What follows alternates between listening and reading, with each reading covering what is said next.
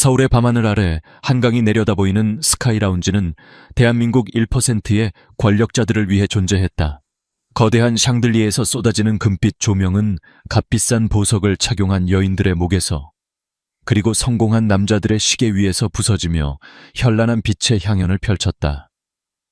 공기 중에는 최고급 샴페인 향과 함께 은밀한 거래와 계산된 미소들이 떠다녔다. 바로 그 순간 라운지의 무거운 문이 열리고 모든 시선이 한 곳으로 쏠렸다. 피처럼 붉은 실크 드레스를 입은 한 여인이 들어섰다. 드레스는 그녀의 완벽한 몸매를 가감없이 드러냈고, 허리까지 내려오는 검고 긴 생머리는 그녀가 걸을 때마다 매혹적으로 흔들렸다. 그녀의 얼굴에는 여유롭지만 모든 것을 꿰뚫어 보는 듯한 미소가 걸려 있었다. 사람들은 숨을 죽였다. 그리고 이내 곳곳에서 나지막한 탄성과 함께 그녀의 이름이 속삭여졌다. 이유진, 마이더스의 여왕 이유진이 돌아왔어. 이유진, 5년 전 혜성처럼 나타나 대한민국 M&A 시장을 뒤흔들었던 전설적인 인물. 그녀의 손을 거친 기업들은 모두 비상했고, 그녀의 반대편에 섰던 이들은 모두 몰락했다. 그러다 돌연 전성기의 정점에서 그녀는 모든 것을 버리고 뉴욕으로 떠났다. 그리고 오늘 그녀는 마치 아무 일도 없었다는 듯 더 강하고 아름다워진 모습으로 이 전쟁터의 한복판에 다시 나타난 것이다. 유진은 자신에게 쏟아지는 시선들을 즐기며 샴페인 잔을 들고 천천히 라운지를 가로질렀다. 그녀는 사냥을 시작한 암표범처럼 우아하고 치명적이었다. 그녀는 이곳의 사업 파트너를 찾으러 온 것이 아니었다. 그녀는 오직 한 사람, 그녀가 잃어버린 가장 중요한 트로피를 되찾으러 온 것이었다. 그녀의 시선이 마침내 목표를 찾아냈다. 창가 쪽 가장 좋은 자리에 앉아있는 한 남자.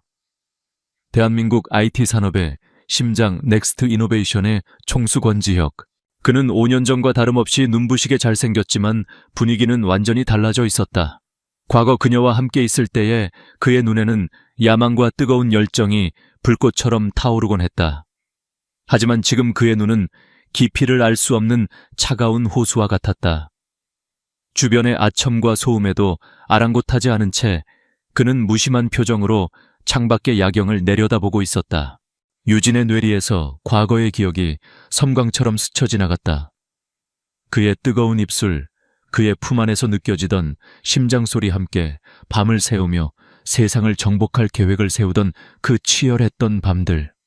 그녀는 믿었다. 저 차가운 가면 아래 그녀가 알던 그 남자는 여전히 살아있을 것이라고. 그녀는 곧장 그에게 다가가지 않았다. 여왕은 자신의 먹잇감을 그렇게 단순하게 사냥하지 않는다. 그녀는 먼저 그의 주변을 맴돌기 시작했다. 그녀는 권지혁의 가장 큰 라이벌인 송 회장에게 다가가 특유의 매력적인 미소를 지으며 말을 걸었다. 송 회장님, 오랜만입니다. 안색이 좋아 보이시네요. 이게 누구야, 이유진 대표 아니신가 소문만 무성하더니 정말로 돌아왔군. 송 회장은 늙은 너구리처럼 웃으며 그녀를 맞았다. 유진은 그의 옆에 자연스럽게 자리를 잡고 그에게만 들릴 듯한 목소리로 속삭였다. 그녀의 시선은 권지혁을 향한 채였다. 요즘 시장이 꽤 재밌게 돌아가더군요. 특히 넥스트 이노베이션의 인공지능 신사업 말이에요. 아주 흥미로운 약점이 보이던데 회장님께서는 어떻게 생각하시는지. 송 회장의 눈이 번뜩였다. 유진은 미끼를 던진 것이다. 그녀가 권지혁을 흔들 수 있는 내부 정보를 가지고 있다는 암시. 그것은 송 회장에게는 달콤한 유혹이었고 권지혁에게는 명백한 경고였다. 내가 돌아왔으니 긴장하는 게 좋을 거야. 아니나 다를까 멀리서 그들을 지켜보던 권지혁의 미간이 미세하게 찌푸려졌다. 유진은 만족스러운 미소를 지으며 자리에서 일어났다. 그리고 마침내 그를 향해 걸어갔다. 그녀는 마치 발을 헛디딘 것처럼 그의 테이블에 살짝 부딪혔다. 샴페인이 그의 값비싼 수트 소매에 조금 쏟아졌다. 어머, 죄송해요. 그녀는 놀란 척하며 자신의 손수건을 꺼내 그의 옷을 닦아주려 했다. 그녀의 손가락이 그의 팔에 닿는 순간 그녀는 그에게서만 나던 5년 전과 똑같은 시더우드 향을 느꼈다. 심장이 거세게 뛰었다. 하지만 권지혁의 반응은 그녀의 예상을 완전히 벗어났다. 그는 그녀의 손길을 피해 한 걸음 뒤로 물러섰다. 그의 얼굴에는 분노나 당황 혹은 그리움 같은 감정은 전혀 없었다. 그는 마치 처음 보는 비즈니스 파트너를 대하듯 무감정한 표정으로 그녀를 바라볼 뿐이었다. 이유진 씨, 돌아왔다는 소식은 들었소. 이유진 씨. 그 차갑고 거리감 느껴지는 호칭에 유진의 미소가 순간 굳었다. 오랜만이네요, 지혁 씨. 당신은 여전히 멋지군요. 그녀는 애써 태연한 척하며 가장 매혹적인 목소리로 말했다. 그런가? 그는 짧게 대답했다. 그의 시선은 그녀의 얼굴이 아닌 그녀의 어깨 너머를 향해 있었다. 마치 그녀라는 존재가 전혀 흥미롭지 않다는 듯이. 유진은 당황했지만 물러서지 않았다. 그녀는 한 걸음 더 다가가 그의 셔츠깃을 정리해주는 척하며 그의 귓가에 속삭였다. 그녀가 오늘 뿌린 향수는 5년 전 그가 가장 좋아했던 바로 그 향수였다. 당신에게만 전하고 싶은 아주 개인적인 사업이 있는데 관심 있나요? 그것은 명백한 유혹이었다. 그녀는 그가 최소한 흔들리거나 혹은 분노라도 할 것이라고 예상했다. 하지만 그는 그저 다시 한번 그녀에게서 몸을 떨어뜨렸다. 그리고는 마치 길거리에서 전단지를 나눠주는 사람을 대하듯 말했다. 사업 제안이라면 내 비서를 통해 정식으로 서류를 보내시오. 스케줄을 확인해보고 연락하지. 그것이 끝이었다. 그는 더 이상 그녀에게 눈길도 주지 않은 채 옆에 있던 다른 임원에게 몸을 돌려 방금 전까지 하던 대화를 이어갔다. 그래서 아까 말한 2분기 실적 보고서는 그는 그녀를 완벽하게 무시했다. 마치 그녀가 그 자리에 존재하지 않는 사람처럼 유진은 그 자리에 얼어붙었다. 수많은 사람들 앞에서 그녀는 완벽하게 거절당했다. 여왕의 자존심에 깊은 상처가 났다. 그녀는 끓어오르는 분노와 치욕을 감추기 위해 억지로 미소를 지으며 돌아섰다. 그녀는 예상했다. 그가 자신에게 화를 내거나 비아냥거리거나 혹은 과거를 따져 물을 것이라고. 그 어떤 격렬한 반응이라도 괜찮았다. 하지만 이런 뼛속까지 시린 완벽한 무관심은 아니었다. 그것은 그녀가 한 번도 계산해보지 못한 변수였다. 라운지를 빠져나오기 직전 그녀는 마지막으로 그를 돌아보았다. 그는 여전히 창밖을 바라보며 다른 사람과 대화를 나누고 있었다. 그녀가 있든 없든 그의 세상은 아무런 변화 없이 고요하게 흘러가고 있었다. 유진은 붉은 입술을 깨물었다. 패배감 대신 지독한 승부욕이 불타올랐다. 도망갈 수 있을 것 같아. 권지혁, 내가 모르는 5년 동안 당신에게 무슨 일이 있었든 상관없어. 나는 반드시 당신을 다시 느끼게 만들 거야. 후회하게 만들고 나에게 애원하게 만들고 말겠어. 전쟁은 이제 막 시작되었다. 그리고 여왕은 결코 패배하는 법을 배우지 못했다. 파티에서 겪은 굴욕적인 무관심은 이유진의 자존심에 깊은 상처를 남겼지만 그녀를 좌절시키지는 못했다. 오히려 그것은 그녀의 투지에 기름을 부었다. 여왕은 정면 공격이 막히면 성벽을 무너뜨릴 새로운 길을 찾는 존재였다. 그녀는 권지혁의 사적인 영역을 파고드는 것이 현재로서는 불가능하다고 판단했다. 그렇다면 그가 결코 외면할 수 없는 전장, 즉 비즈니스의 세계에서 그를 공략하기로 마음먹었다. 다음 날 이유진은 5년 동안 쌓아온 자신의 모든 인맥과 정보를 동원했다. 그녀는 넥스트 이노베이션이 사활을 걸고 추진 중인 독일의 인공지능 로봇 기업 카이저 AI 인수 프로젝트에 대한 정보를 입수했다. 그리고 파티에서 만났던 송 회장에게 다시 접촉했다. 송 회장님, 카이저 AI 욕심나지 않으세요? 제가 알기로는 회장님의 송림 모터스와 합병한다면 엄청난 시너지를 낼 수 있을 텐데요. 헤어허, 이유진 대표는 못하는 말이 없어. 그 딜은 권지혁이가 눈에 불을 켜고 달려드는 판이라 우리가 끼어들 틈이 없소. 태움이 없다면 만들면 되죠. 유진은 자신만만한 미소를 지었다. 제가 길을 열어드릴 테니 회장님께서는 멍석만 깔아주시면 됩니다. 대신 제가 카이저 AI 인수전의 총괄 자문역을 맡는다는 조건입니다. 송 회장은 잠시 고민했지만 마이더스의 여왕이라는 그녀의 명성을 믿어보기로 했다. 며칠 후 송림 모터스는 넥스트 이노베이션보다 훨씬 파격적인 조건으로 카이저 AI 인수전에 뛰어들었다. 그리고 그 배후에 이유진이 있다는 소문이 파다하게 퍼졌다. 권지혁은 순식간에 곤란한 상황에 처했다. 이유진은 그의 전략을 귀신같이 꿰뚫어 보고 있었고 한 발 앞서 그의 길을 차단했다. 그녀의 개입으로 인해 넥스트 이노베이션은 가장 중요한 프로젝트를 눈앞에서 놓칠 위기에 처했다. 결국 권지혁은 선택의 여지가 없었다. 그는 이사회의 압박에 못 이겨 이유진에게 직접 연락했다. 적과의 동침을 선택한 것이다. 그는 그녀에게 속림모터스보다 더 좋은 조건을 제시하며 이번 인수전에 단독 자문이 되어달라고 요청했다. 이유진은 마침내 승리의 미소를 지었다. 그녀는 권지혁의 회사 넥스트 이노베이션의 심장부로 입성하게 된 것이다. 첫 공식 회의가 열리는 날 이유진은 머리부터 발끝까지 완벽한 전사의 모습이었다. 그녀는 더 이상 파티의 여왕이 아니었다. 날카로운 검은색 정장과 안경 너머의 지적인 눈빛은 그 누구도 그녀의 전문성을 의심할 수 없게 만들었다. 현재 넥스트 이노베이션이 제시한 인수 조건은 너무 안일합니다. 카이저 AI의 잠재적 가치를 너무 낮게 평가하고 있어요. 그녀는 회의실에 모인 수십 명의 임원들 앞에서 막힘없이 자신의 분석을 발표했다. 그녀의 프레젠테이션은 완벽했고 그녀의 전략은 대담했다. 그녀는 권지혁이 얼마나 유능한 파트너를 잃었는지를 그의 온몸에 다시 한번 각인시키고 있었다. 권지혁은 팔짱을 낀 채 무표정한 얼굴로 그녀를 바라보고 있었다. 그는 그녀의 능력에 대해서는 인정했다. 계속해보시오. 그의 목소리는 짧고 사무적이었다. 그는 그녀의 어떤 도발에도 개인적인 감정을 드러내지 않았다.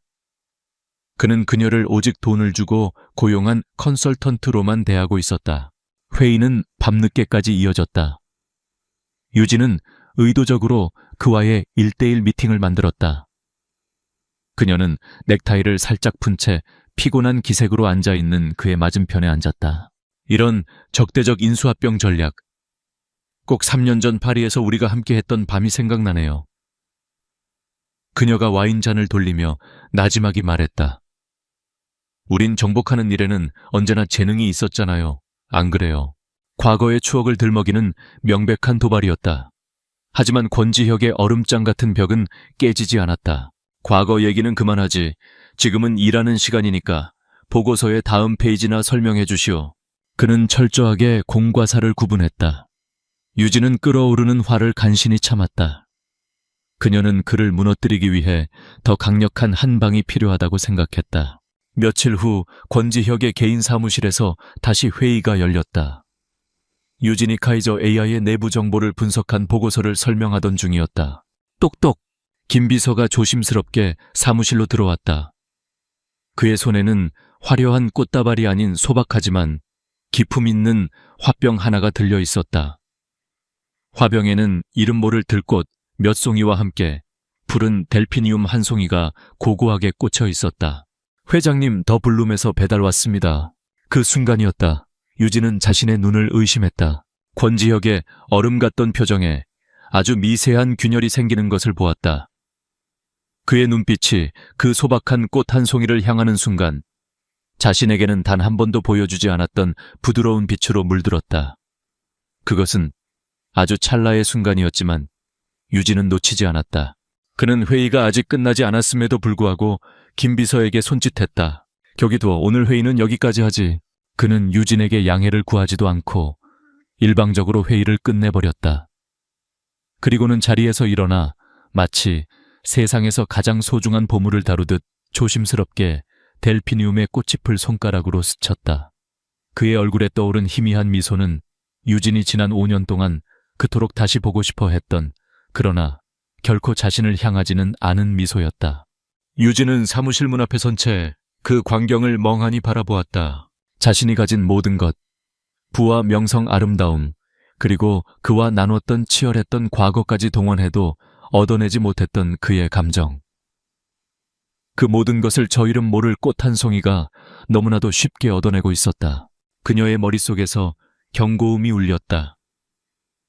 이것은 단순한 꽃이 아니었다.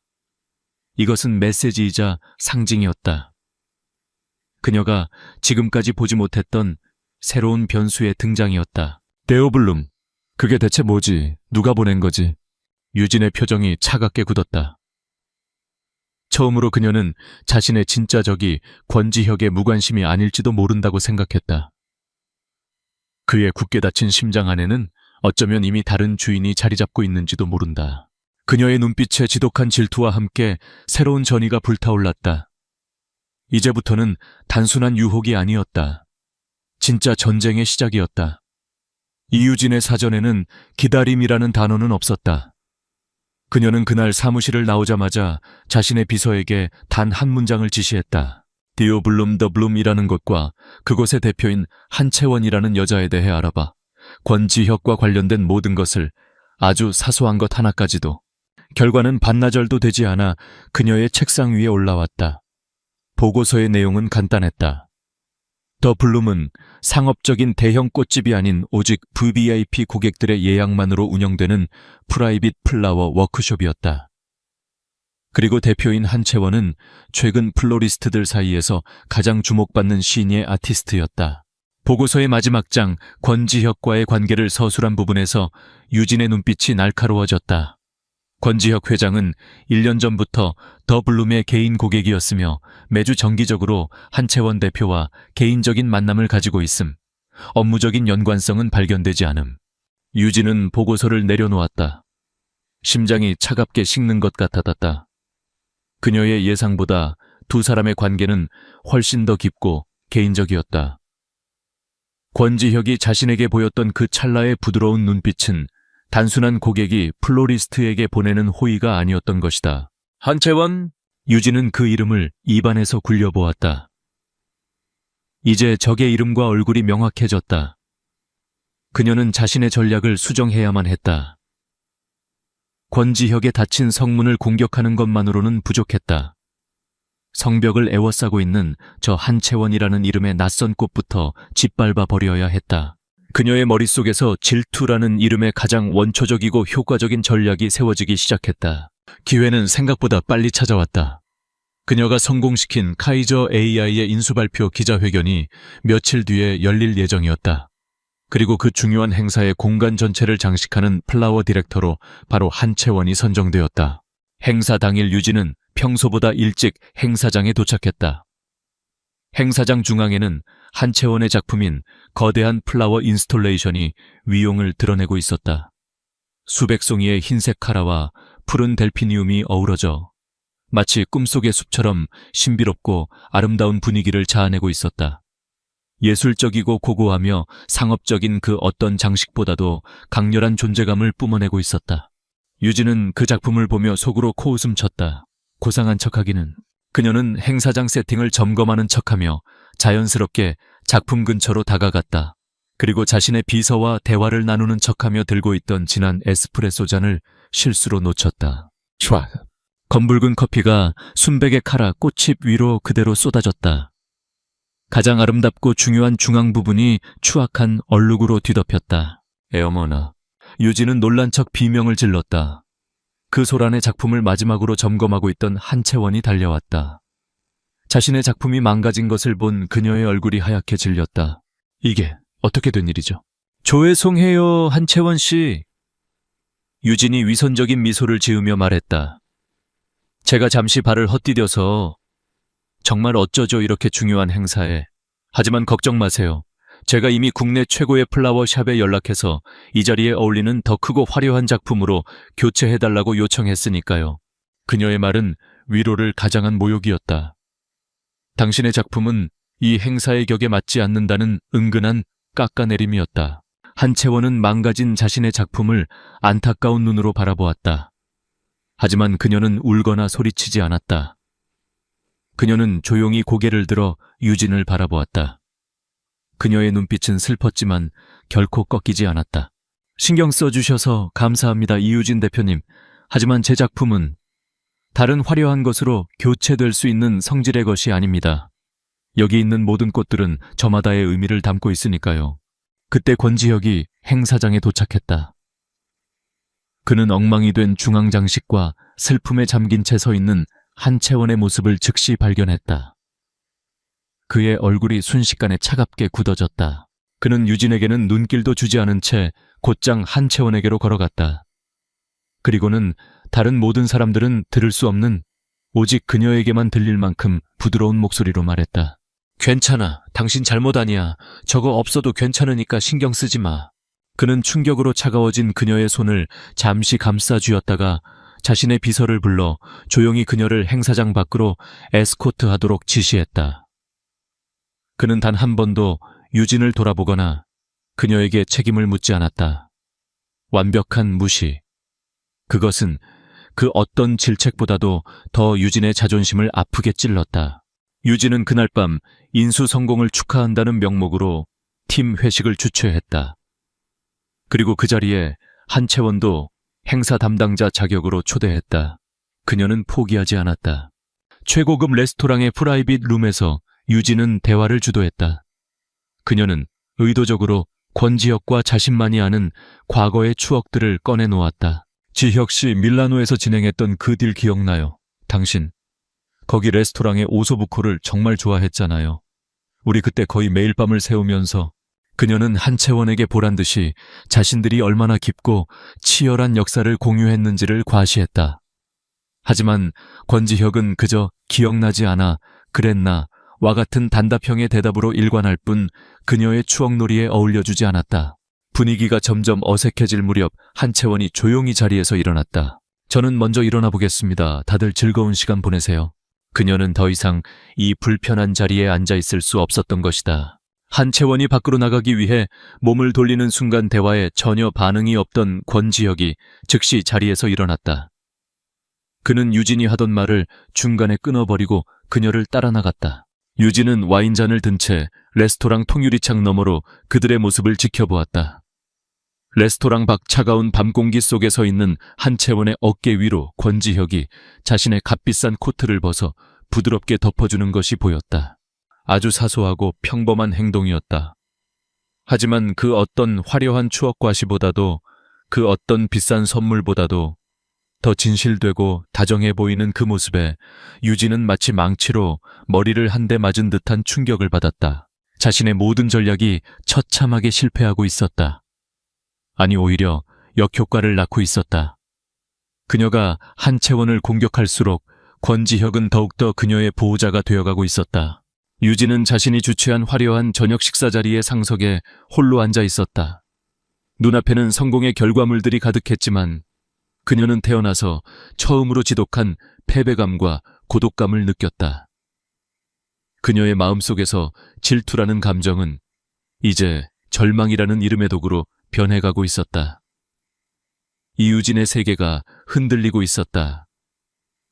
그녀는 태어나서 단 한 번도 원하는 것을 놓쳐본 적이 없었다. 그녀가 손짓하면 세상은 움직였고 그녀가 미소 지으면 남자들은 무릎을 꿇었다.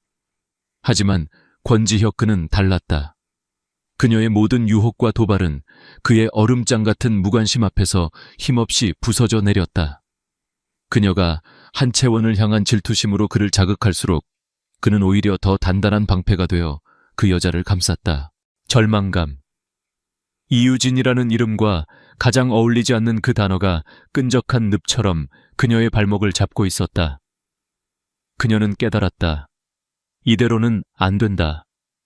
그가 감정적으로 반응하지 않는다면 그가 자신을 필요로 하게 만들어야만 했다.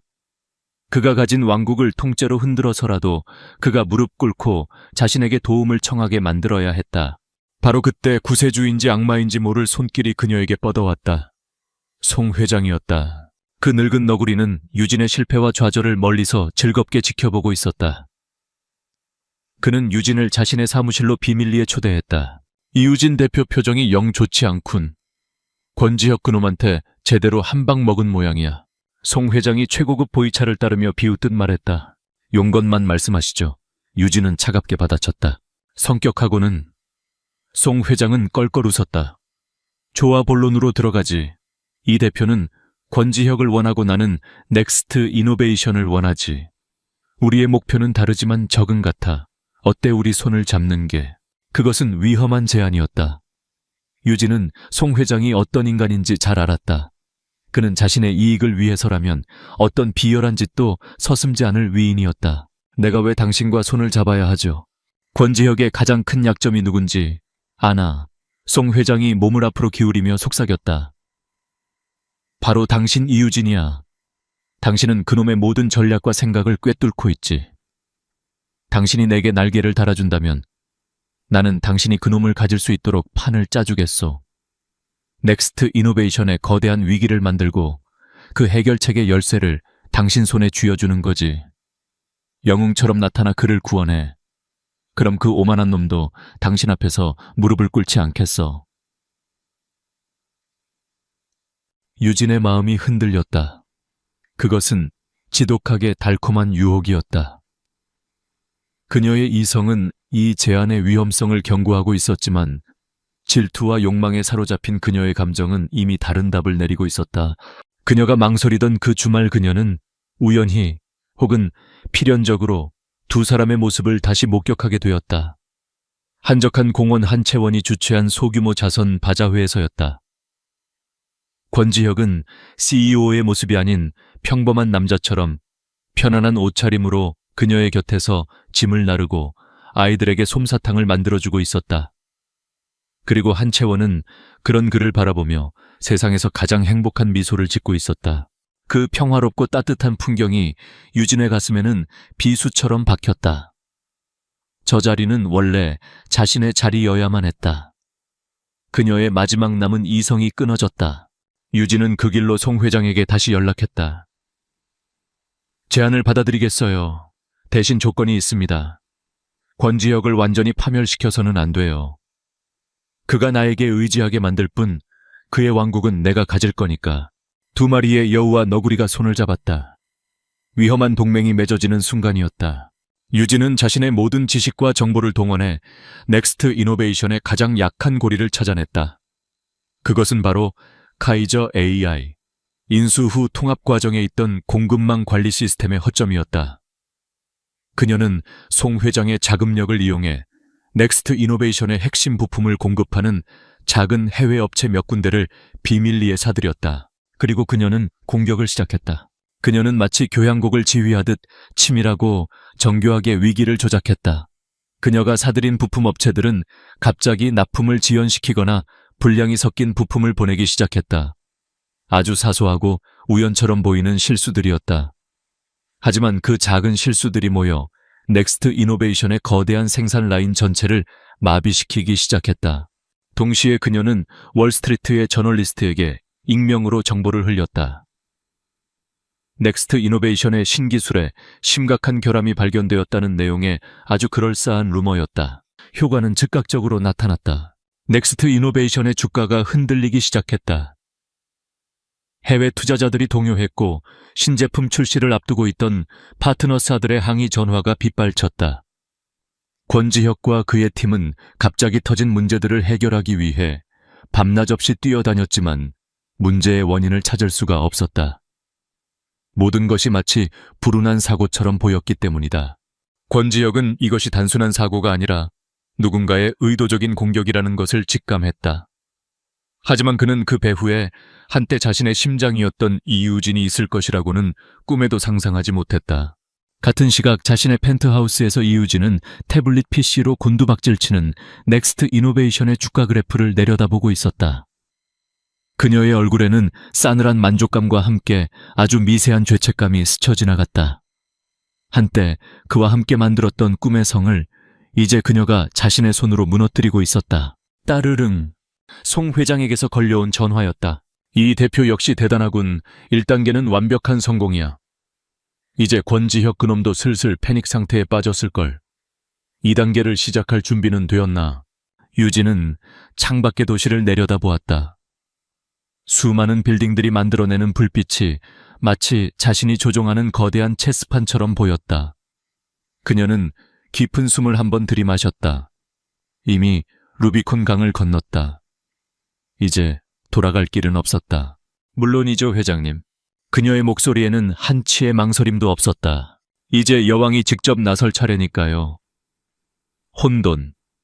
그것이 현재 넥스트 이노베이션의 상황을 설명하는 가장 정확한 단어였다.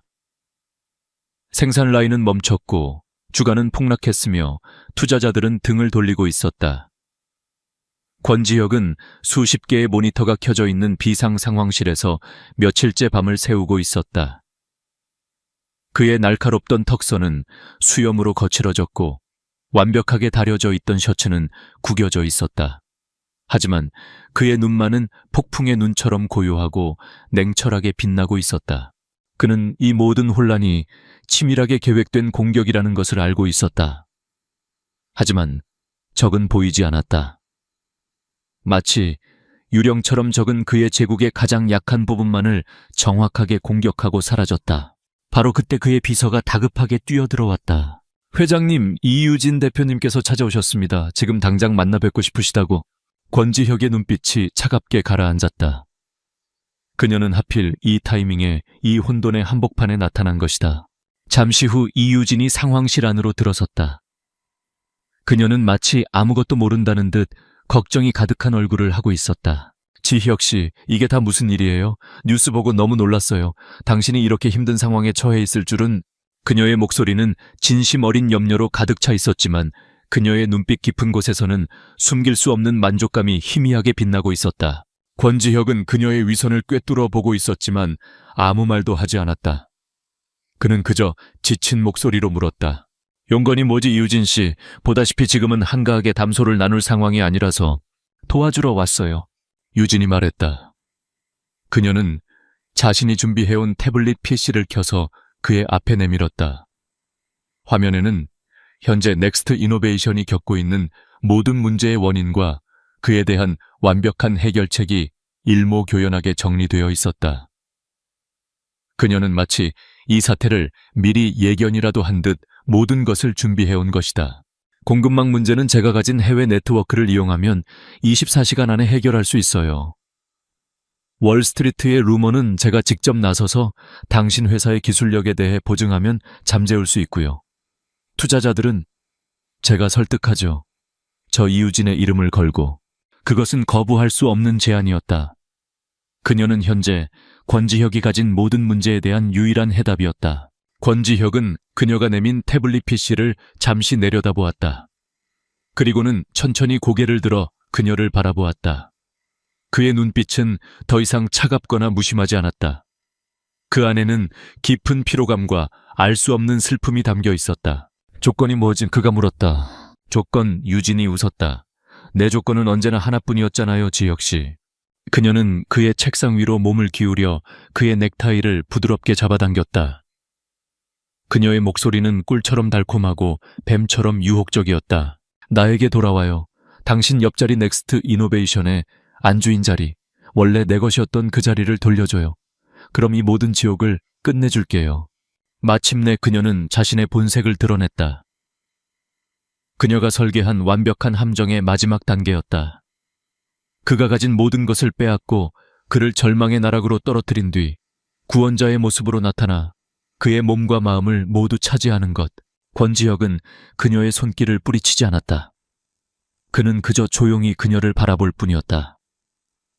그의 침묵을 유진은 긍정의 신호로 받아들였다. 그녀는 승리를 확신하며 그의 입술을 향해 천천히 다가갔다. 바로 그 순간이었다. 내 마음. 권지혁이 나지막이 입을 열었다. 그의 목소리는 텅 비어 있었다. 그건 5년 전 네가 내 심장을 짓밟고 뉴욕으로 떠나던 그날 이미 죽었어. 유진의 움직임이 멈칫했다. 그럼 한채원은요? 그녀가 날카롭게 물었다. 그 여자한테는 그렇게 다정했잖아요. 그 여자가 바로 당신이 나를 거부하는 이유 아니었나요? 권지혁의 얼굴에 처음으로 지독한 고통의 그림자가 스쳐 지나갔다. 그는 눈을 감았다. 그리고 다시 떴을 때 그의 눈은 모든 것을 포기한 사람처럼 공허했다. 한채원, 그 여자는 5년 전 나와 함께 차를 타고 가다가 죽은 내 친구 한지석의 동생이야. 유진의 머릿속이 하얘졌다. 한지석. 그녀도 아는 이름이었다. 권지혁의 유일한 친구이자 넥스트 이노베이션의 공동 창업자. 5년 전 의문의 교통사고로 세상을 떠났던 남자. 그날 원래 운전대를 잡기로 했던 건 나였어. 하지만 내가 너와의 약속 때문에 급하게 자리를 뜨는 바람에 지석이가 대신 운전을 했지. 그리고 사고가 났어. 나는 살았고 그 녀석은 죽었지. 그의 목소리는 감정이 없는 사람처럼 메마르고 갈라져 있었다. 나는 그 아이 채원양을 볼 때마다 지석이에게 진 빚을 생각해. 그 아이가 웃는 모습을 볼 때마다 내가 그 아이의 오빠에게서 빼앗아간 행복을 떠올리지. 내가 그 아이 곁에 있는 건 사랑 때문이 아니야. 평생을 갚아도 다 갚지 못할 지독한 죄책감 때문이야. 진실. 그녀가 그토록 알고 싶어 했던, 그러나 결코 알지 말았어야 했던 진실이 비수처럼 날아와 이유진의 심장 한복판에 박혔다. 그녀가 질투했던 모든 순간들, 그가 한채원에게 보여주었던 모든 다정함, 그것은 사랑이 아니었다. 한 남자가 짊어진 죽음보다 무거운 삶의 무게이자 영원히 계속될 속죄의 과정이었던 것이다. 그런데 자신은 무엇을 한 것인가? 그녀는 자신의 이기적인 욕망을 위해 그 지독한 고통 속에서 간신히 버티고 있는 남자를 나락으로 밀어넣으려 했다. 그의 유일한 속죄의 대상마저 빼앗고 그의 상처를 헤집고 그의 영혼을 파괴하려 했던 것이다. 유진은 비틀거리며 그에게서 물러났다. 그녀의 완벽했던 가면이 산산조각 나고 그 아래에 감춰져 있던 추악한 민낯이 드러났다. 그녀가 설계했다고 믿었던 이 완벽한 게임은 처음부터 그녀 자신을 파멸시키기 위한 잔인한 연극이었을 뿐이었다. 아, 그녀의 입에서 의미 없는 신음이 터져 나왔다. 그녀는 자신의 손을 내려다보았다. 한때 세상을 쥐락펴락했던 그 손이 이제는 돌이킬 수 없는 죄악의 피로 흥건하게 젖어 있었다. 권지혁의 사무실에서 도망치듯 빠져나온 이유진은 길을 잃은 아이처럼 서울의 밤거리를 헤맸다. 그녀의 머릿속은 온통 권지혁의 공허한 눈빛과 그가 내뱉었던 잔인한 진실로 가득 차 있었다. 사랑이 아니라 죄책감. 그녀가 그토록 질투하고 파괴하려 했던 그의 세상은 사실 거대한 비극 위에 아슬아슬하게 서 있는 유리성이었던 것이다. 자신이 얼마나 어리석고 잔인했는가. 그녀는 그의 상처를 보듬기는커녕 그 위에 소금을 뿌리고 칼로 난도질했다. 그의 마지막 남은 속죄의 기회마저 빼앗아 자신의 욕망을 채우려 했다. 그녀는 자신의 가장 화려한 전리품이자 가장 고독한 감옥인 강남의 펜트하우스로 돌아왔다. 거대한 통유리창에 비친 자신의 모습이 너무나도 낯설고 혐오스러웠다. 성공과 아름다움으로 치장했지만 그 속은 추악한 욕심으로 가득 찬 괴물. 그녀는 욕실로 달려가 몇 번이고 구역질을 해댔다. 바로 그때 그녀의 휴대폰이 날카롭게 울렸다. 송 회장이었다. 이 대표네 이럴 줄 알았어. 역시 마이더스의 여왕이야. 수화기 너머로 송 회장의 흥분한 목소리가 들려왔다. 방금 보고받았소. 권지혁 그놈 완전히 패닉 상태에 빠져서 이사회를 긴급 소집했다고 하더군. 이제 우리가 마지막 한 방을 날릴 차례야. 내일 아침 내가 준비해둔 자금으로 넥스트 이노베이션의 주식을 대량 매수해서 적대적 M&A를 공식 선언할 걸세. 그놈이 평생을 바친 회사가 내 손에 넘어오는 꼴을 보게 될 거야. 아주 볼만하겠지. 크하하. 송 회장의 탐욕스러운 웃음소리가 유진의 귀를 파고들었다. 유진은 그제야 깨달았다. 자신은 이 늙은 너구리의 손에 노란한 꼭두각시에 불과했다는 것을. 송 회장의 목표는 단순히 넥스트 이노베이션을 흔드는 것이 아니었다. 그는 권지혁이라는 한 남자를 사회적으로 그리고 인간적으로 완전히 파멸시키려 하고 있었다. 그게 무슨 말씀이시죠? 우리의 계약은 권지혁이 저에게 의지하게 만드는 것까지였습니다. 회사를 통째로 삼키겠다는 얘기는 없었지 않습니까? 이 대표 아직도 순진한 소리를 하는군. 송 회장이 비웃었다. 전쟁터에 나왔으면 적의 숨통을 끊어야지. 나는 권지혁 그놈이 가진 모든 것을 빼앗을 걸세. 당신이 그놈의 마음을 빼앗는 것처럼 말이야. 당신 덕분에 아주 일이 쉬워졌어. 고맙게 생각하고 있어. 뚝. 전화가 끊겼다. 유진은 차가운 바닥에 주저앉았다. 온몸에 피가 역류하는 듯했다. 그녀는 자신이 돌이킬 수 없는 재앙의 스위치를 눌렀다는 것을 깨달았다. 권지혁. 5년의 세월 동안 지독한 죄책감 속에서 스스로를 학대하며 살아온 남자. 이제 그녀 때문에 그 마지막 버팀목이었던 회사마저 잃게 될 위기에 처한 것이다. 안두아. 그녀의 마음속 깊은 곳 이기심과 야망의 잿더미 아래에 묻혀있던 작은 불씨가 다시 타오르기 시작했다. 그를 향한 미련이나 집착이 아니었다. 한때 미치도록 사랑했던 한 남자에 대한, 그리고 자신의 잘못에 대한 최소한의 책임감이었다. 그녀는 무너진 여왕의 자리에서 비틀거리며 다시 일어섰다. 눈물을 닦았다. 그녀의 눈빛이 달라졌다. 공허함과 죄책감으로 가득 찼던 그녀의 눈에 이전과는 다른 차갑고 비장한 결의가 서렸다. 이제부터의 싸움은 그를 되찾기 위한 전쟁이 아니었다. 자신이 저지른 죄를 갚기 위한 처절한 속죄의 전쟁이었다. 이유진은 다시 컴퓨터 앞에 앉았다. 그녀의 손가락이 키보드 위에서 춤을 추기 시작했다. 마이더스의 여왕이 이번에는 파괴가 아닌 창조를 위해, 복수가 아닌 구원을 위해 자신의 모든 능력을 쏟아붓기 시작했다. 그녀는 먼저 송 회장의 뒤를 캤다. 그녀는 그와 협력하는 동안 그의 모든 계획과 자금줄을 파악해두었다. 그녀는 송 회장이 페이퍼 컴퍼니를 통해 불법 비자금을 조성하고 주가를 조작한 혐의가 있다는 것을 알고 있었다. 그녀는 자신이 가진 모든 증거를 정리해 익명으로 금융감독원과 언론사에 제보했다. 동시에 그녀는 넥스트 이노베이션을 구하기 위해 움직였다. 그녀는 자신이 흔들었던 해외 부품 공급 업체들에게 다시 연락했다.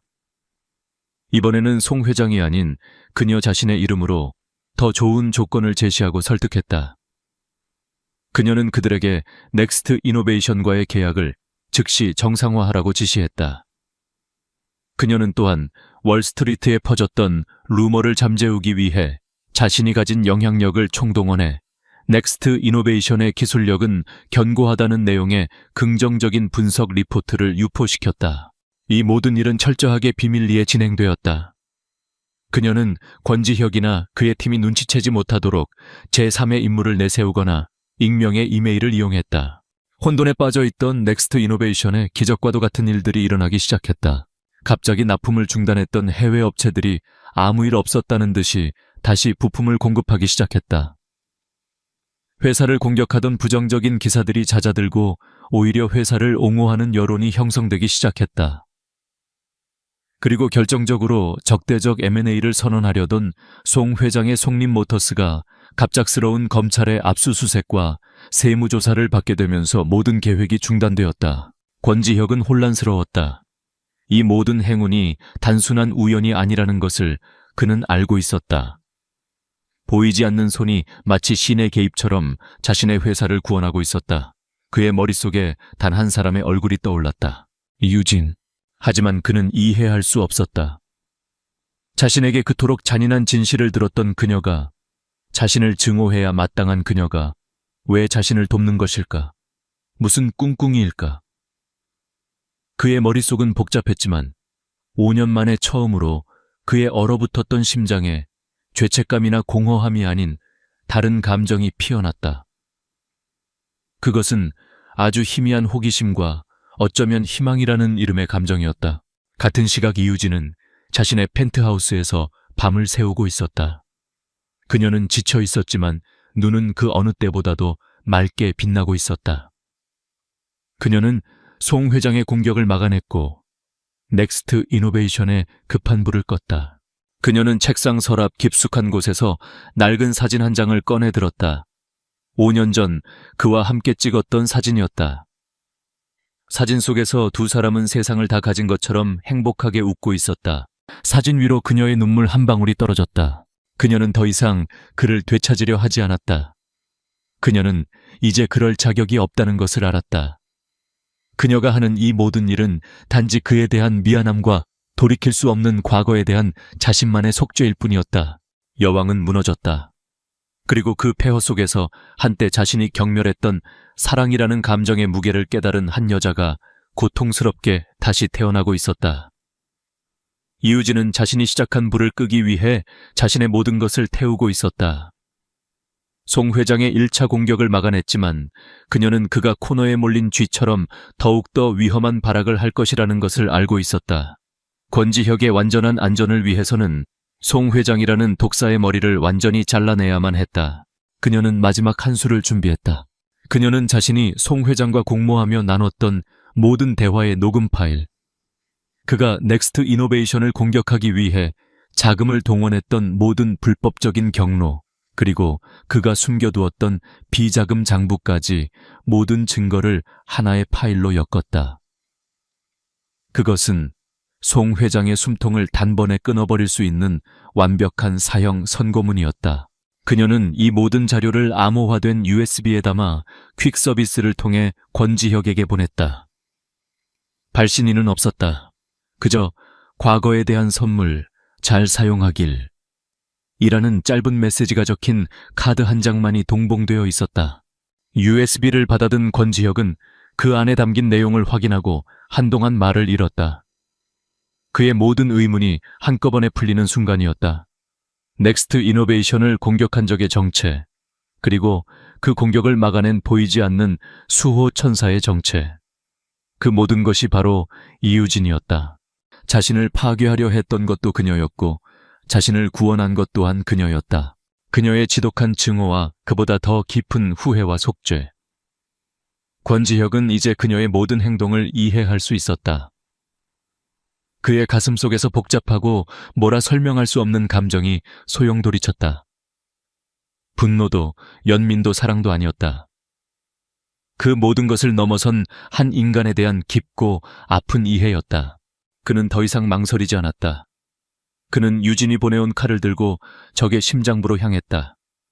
그는 송 회장을 그의 사무실에서 독대했다. 이게 다 무슨... 송 회장은 권지혁이 내민 증거들을 보고 얼굴이 잿빛으로 변했다.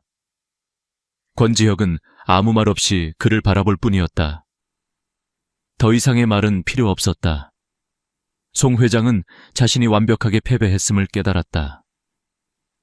그의 제국은 무너졌고 그의 남은 인생은 차가운 감옥에서 보내게 될 터였다. 권지혁이 송 회장에게 마지막 일격을 가하고 있을 때 이유진은 조용히 자신의 마지막을 정리하고 있었다. 그녀는 5년 만에 돌아와 자신의 모든 것을 걸었던 이 도시를 떠날 준비를 하고 있었다. 그녀는 화려했던 펜트하우스를 처분했고 모든 계약을 해지했으며 파리로 가는 편도 비행기표를 예매했다. 그녀의 임무는 끝났다. 떠나기 전 그녀는 마지막으로 한 곳을 들렀다. 한채원의 플라워 워크숍 더 블룸이었다. 그녀는 가게 안으로 들어가지 않았다. 대신 근처의 다른 꽃집에서 가장 크고 아름다운 흰색 백합 화분을 주문했다. 순결 그리고 진심 어린 사과의 의미를 담은 꽃이었다. 그녀는 당신의 오빠와 당신의 평화를 위해 라는 익명의 카드를 써서 화분과 함께 가게 앞으로 배달시켰다. 그것이 그녀가 한채원과 그리고 이 지독했던 과거에 바치는 마지막 사죄였다. 모든 것을 마친 권지혁은 미친 듯이 이유진을 찾아 헤맸다. 하지만 그녀의 펜트하우스는 텅 비어 있었고 그녀의 휴대폰은 없는 번호가 되어 있었다. 그녀는 나타났을 때처럼 연기처럼 사라져버린 후였다. 그때 그의 비서에게서 연락이 왔다. 한채원 씨의 가게 앞으로 익명의 기증자가 보낸 거대한 백합 화분이 배달되었다는 소식이었다. 권지혁은 모든 것을 깨달았다. 그녀가 정말로 영원히 떠났다는 것을. 같은 시각 다른 공간. 권지혁은 자신의 사무실에 홀로 서서 텅 빈 도시의 야경을 내려다보고 있었다. 그의 손에는 유진이 보낸 짧은 메시지가 적힌 카드가 들려 있었다. 그의 회사는 살아남았고 그의 명예는 지켜졌다. 하지만 그의 심장은 마치 중요한 조각 하나가 영원히 사라져버린 것처럼 공허했다. 5년간 그를 짓눌렀던 죄책감의 무게는 조금 가벼워졌지만 이제 그 자리에는 이유진이라는 이름의 아프고 시린 그리움이 새로이 자리 잡았다. 그는 그녀가 자신을 파괴하려 했던 것은 용서할 수 없었지만 그녀가 자신을 구원한 것 또한 잊을 수 없었다. 그렇게 그의 시간은 복잡한 감정의 소용돌이 속에서 다시 흐르기 시작했다. 같은 하늘 아래 인천국제공항. 이유진은 작은 캐리어 하나만을 끈 채 출국 게이트를 향해 걷고 있었다. 그녀는 더 이상 사람들의 시선을 압도하던 붉은 드레스 차림이 아니었다. 흰 셔츠에 청바지 화장기 없는 얼굴.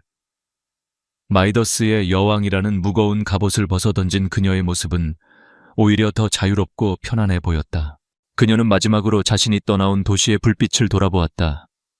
그녀의 얼굴에 후회나 미련이 아닌 조용하고 옅은 미소가 떠올랐다. 그녀는 그를 파멸시키려 했고 또한 그를 구원했다. 그리고 그 과정에서 그녀는 마침내 자기 자신을 올가매던 지독한 집착으로부터 스스로를 구원했다. 그녀는 더 이상 뒤를 돌아보지 않았다. 새로운 삶, 아무도 그녀를 모르는 곳에서의 오직 자기 자신을 위한 삶을 향해 묵묵히 걸어나갔다. 혼자였지만 더 이상 외롭지 않았다. 차가운 비가 도시의 아스팔트를 적시고 있었다. 강지훈 회장은 자신의 마이바흐 뒷좌석에 앉아 무심하게 창밖을 내다보았다. 방금 끝난 지루한 이사회는 그의 신경을 날카롭게 만들었다. 언제나처럼 그의 논리는 완벽했고 그의 카리스마는 모든 반대 의견을 잠재웠다. LK그룹의 최연소 회장이라는 타이틀은 그에게 무한한 권력과 책임을 동시에 안겨주었다. 그는 피곤함의 관자놀이를 지그시 눌렀다. 운전기사가 조심스럽게 물었다. 회장님 바로 댁으로 모실까요? 그래. 짧은 대답과 함께 차 안에는 다시 정적이 흘렀다. 지훈에게 집은 그저 잠을 자기 위한 공간일 뿐 따뜻한 안식처와는 거리가 멀었다. 그의 삶은 일과 성공이라는 두 개의 축으로만 움직였다. 감정 소모는 불필요한 낭비라고 생각하는 그였다. 차가 한적한 외곽도로로 접어들었을 때였다. 번개가 번쩍이며 순간적으로 주변을 대낮처럼 밝혔다. 바로 그 찰나 지훈의 날카로운 눈에 무언가 들어왔다. 도로변에 쓰러져 있는 하얀 형체. 처음에는 그저 버려진 마네킹이거나 쓰레기 더미일 것이라고 생각했다. 무시하고 지나치려던 순간 양심의 가책 같은 미세한 떨림이 그의 마음을 스쳤다. 차 세워. 네, 회장님. 운전기사는 당황했다. 이런 궂은 날씨에 이런 외진 곳에서 차를 세우라는 명령은 극히 이례적인 일이었다. 하지만 지훈의 명령은 절대적이었다. 차가 멈춰 서자 그는 직접 차 문을 열고 내렸다. 비서인 김 실장에게 연락해 처리하라고 할 수도 있었지만 이상하게도 그는 직접 확인하고 싶었다. 거센 비바람이 그의 값비싼 수트를 적셨지만 그는 아랑곳하지 않았다. 그가 다가갈수록 형체는 분명해졌다. 사람이었다. 흰색 원피스를 입은 여자. 그녀는 흙탕물 속에 아무렇게나 버려진 인형처럼 누워 있었다. 머리카락은 비에 젖어 얼굴에 달라붙어 있었고 입술은 파랗게 질려 있었다. 살아있는지 죽었는지조차 가늠하기 어려웠다. 지훈은 잠시 망설였다. 엮이면 귀찮아진다. 경찰에 신고하고 자리를 뜨는 것이 가장 합리적인 판단이었다. 하지만 발걸음이 떨어지지 않았다. 그는 주머니에서 손수건을 꺼내 여성의 코에 가져다 댔다. 희미하지만 분명한 숨결이 느껴졌다. 살아있다. 그는 더 이상 고민하지 않았다. 자신의 자켓을 벗어 여자의 몸을 감쌌다. 그리고는 망설임 없이 그녀를 안아들었다. 생각보다 가벼운 무게에 그의 미간이 살짝 찌푸려졌다. 차가운 빗물과 여자의 천이 뒤섞여 묘한 느낌을 주었다. 김 기사 LK 병원으로 가. 최대한 빨리.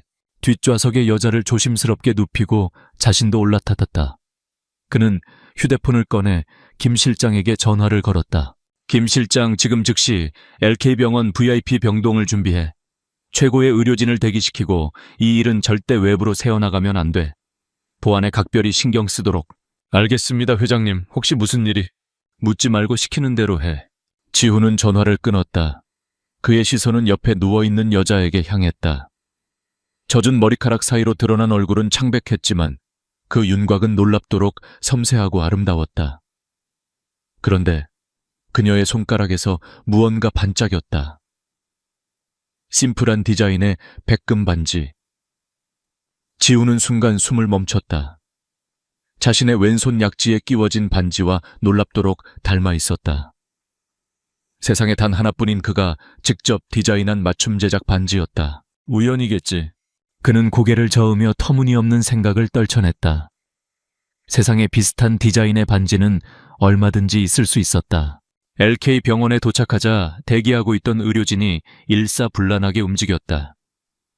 여자는 곧바로 응급처치와 정밀검사를 위해 옮겨졌다. 지우는 흠뻑 젖은 채로 VIP 병실 앞 복도에서 기다렸다. 시간이 어떻게 흐르는지 알 수 없었다. 얼마 후 담당 의사가 다가왔다. 회장님, 환자분은 다행히 특별한 외상은 없습니다. 다만 가벼운 뇌진탕 증세가 있고 장시간 비를 맞아 저천증이 있었습니다. 현재는 안정을 되찾았지만 의식이 돌아와야 정확한 상태를 알 수 있을 것 같습니다. 기억 상실 같은 후유증이 있을 수도 있나. 뇌진탕의 경우 그럴 가능성을 배제할 수는 없습니다. 일시적인 현상일 수도 있고 장기화될 수도 있습니다. 환자분이 깨어나는 것을 지켜봐야 합니다. 지훈은 고개를 끄덕였다. 그는 병실 안으로 들어갔다. 여자는 환자복으로 갈아입은 채 침대에 조용히 누워 있었다. 링거액이 그녀의 하얀 팔뚝으로 천천히 흘러들어갔다. 창백했던 얼굴에 조금씩 혈색이 돌아오는 듯했다. 그는 무의식적으로 의자에 앉아 그녀를 지켜보았다. 왜 자신이 이러고 있는지 스스로도 이해할 수 없었다. 그저 자리를 뜰 수가 없었다. 몇 시간이 흘렀을까? 동이 트기 시작할 무렵 여자의 긴 속눈썹이 파르르 떨렸다. 그녀가 천천히 눈을 떴다. 낯선 천장 소독약 냄새, 그리고 자신의 몸에 연결된 링거줄. 그녀의 눈동자는 혼란으로 가득 차 있었다. 그녀는 천천히 몸을 일으키려다 고통스러운 듯 신음을 흘렸다. 움직이지 마. 낮고 차가운 목소리에 여자의 시선이 소리가 나는 쪽으로 향했다. 그곳에는 그림처럼 완벽한 남자가 앉아 있었다. 흐트러짐 없는 머리, 날카로운 턱선 깊이를 알 수 없는 검은 눈동자. 그는 마치 다른 세상 사람처럼 비현실적으로 보였다. 여자는 남자를 빤히 쳐다보았다. 그녀의 눈에 가득했던 혼란이 점차 다른 감정으로 변하기 시작했다. 놀라움, 그리고 이내 터질 듯한 기쁨과 안도감.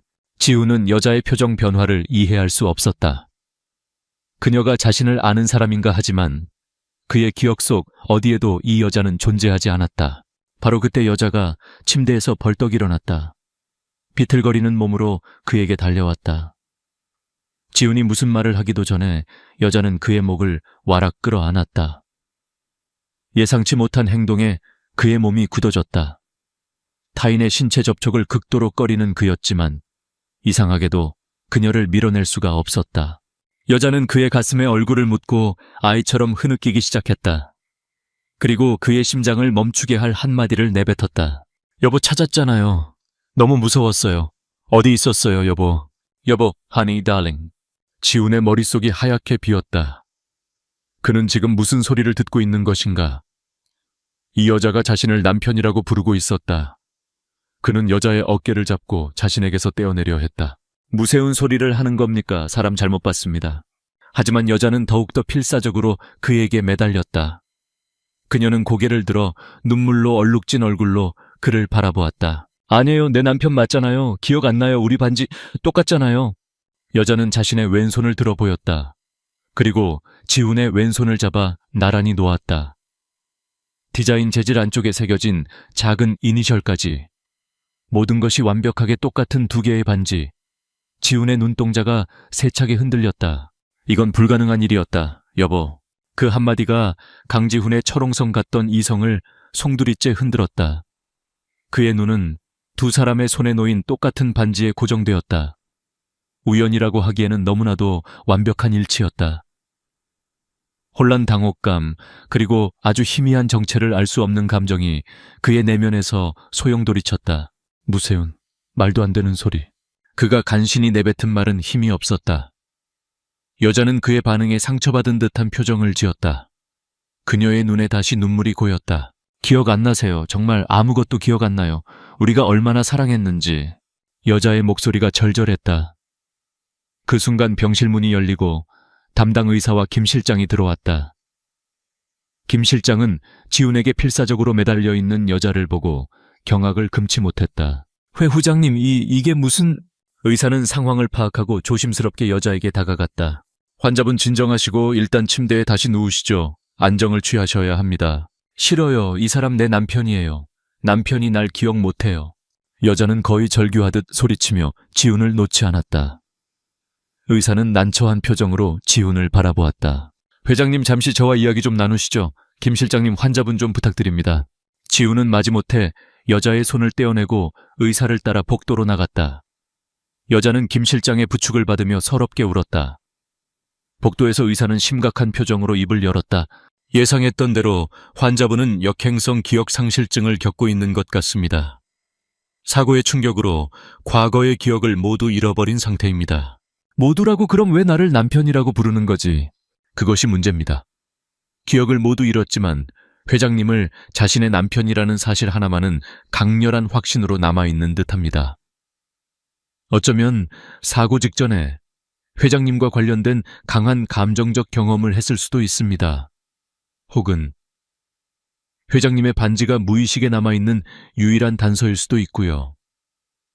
현재 상태에서 환자의 믿음을 강하게 부정하는 것은 심리적으로 큰 충격을 주어 상태를 악화시킬 수 있습니다. 지훈의 머리가 복잡해졌다. 이 모든 것이 정교하게 짜인 함정일 가능성. 누군가 자신의 약점을 만들기 위해 의도적으로 이 여자를 보냈을 수도 있다. 하지만 여자의 눈물과 절박한 표정은 너무나도 생생했다. 영이라고 하기에는 지나치게 진실해 보였다. 그럼 어떻게 하라는 건가? 내가 저 여자의 남편 행세라도 하라는 말인가? 물론 그럴 수는 없습니다. 다만 당분간은 환자의 안정을 위해 직접적인 충격은 피하고 서서히 현실을 인지할 수 있도록 돕는 것이 최선입니다. 보호자가 없는 상태라 일단 저희 병원에서 안정을 취하며 경과를 지켜보는 것이 좋겠습니다. 지훈은 잠시 침묵했다. 여자를 병원에 내버려 두고 떠나는 것이 가장 간단한 해결책이었다. 하지만 그럴 수 없었다. 자신을 남편이라 부르며 매달리던 여자의 눈빛이 뇌리에서 떠나지 않았다. 그리고 무엇보다 저 똑같은 반지가 마음에 걸렸다. 이 미스터리를 풀기 전까지는 그녀를 시야에서 벗어나게 할 수 없었다. 그는 결심을 굳혔다. 아니, 내가 데려가겠어. 네, 회장님. 의사와 뒤따라 나온 김 실장이 동시에 외쳤다. 김 실장은 믿을 수 없다는 표정으로 그에게 다가왔다. 회장님 제정신이십니까? 저 여자가 누구인지도 모르는데 어떻게 집으로... 이건 너무 위험합니다. 위험한 건 오히려 저 여자를 혼자 두는 거야. 배후가 있다면 우리가 모르는 곳에서 무슨 짓을 할지 몰라. 내 통제해두는 것이 가장 안전해. 그리고 저 여자의 신원을 가장 빨리 파악할 수 있는 방법이기도 하고. 지훈의 목소리는 단호했다. 김 실장은 더 이상 반박할 수 없었다. 지훈의 결정은 곧 법이었다. 병실로 돌아오자 여자는 지쳐 잠들어 있었다. 지훈은 그녀의 잠든 얼굴을 잠시 내려다보았다. 경계심과 의심 속에서도 그녀의 평온한 얼굴은 이상하게 마음을 흔들었다. 그는 김 실장에게 조용히 지시했다. 퇴원 수속 밟아. 그리고 여자 옷 몇 벌 준비하고. 내일부터는 저 여자의 신원을 파악하는 데 총력을 기울여. 지문 DNA 사진, 동원할 수 있는 모든 수단을 써서 저 여자가 누구인지 알아내. 국내외 실종자 명단까지 전부 다. 알겠습니다, 회장님. 그리고 당분간 저 여자를 부를 이름이 필요하겠군. 지훈은 잠시 생각하다 무심하게 말했다. 유서연. 앞으로 저 여자는 유서연이라고 부른다. 그렇게 유서연이라는 임시신분을 얻은 여자는 강지훈의 펜트하우스에 입성했다. 서울의 야경이 한눈에 들어오는 차갑고 미니멀한 공간. 모든 것이 완벽하게 정돈된 지훈의 세계에 서연은 어울리지 않는 따뜻한 색채처럼 끼어들었다. 우와, 우리 집 정말 넓고 좋네요, 여보. 서연은 아이처럼 눈을 반짝이며 집안 구석구석을 돌아다녔다. 그녀의 입에서 자연스럽게 나오는 우리 집, 여보라는 단어에 지훈은 매번 미간을 찌푸렸지만 의사의 경고를 떠올리며 애써 표정을 관리했다. 당신 방은 저쪽이야. 내 서재에는 절대 들어오지 마. 그리고 알았어요. 당신은 일 때문에 바쁘니까 내가 방해하면 안 되죠. 걱정 마세요. 서연은 해맑게 웃으며 그의 말을 가로챘다. 지훈은 할 말을 잃었다. 그녀는 그의 냉정한 태도를 일에 대한 스트레스 때문이라고 멋대로 해석하고 있었다. 그들의 기묘한 동거는 그렇게 시작되었다. 서연은 지훈의 완벽하게 짜인 일상에 균열을 내기 시작했다. 아침이면 서투른 솜씨로 아침 식사를 준비하려다 주방을 엉망으로 만들었고, 정원에 핀 이름 모를 들꽃을 꺾어와 텅 빈 거실의 화병에 꽂아두었다. 흥얼거리는 콧노래 소리가 적막한 집안에 울려 퍼졌다.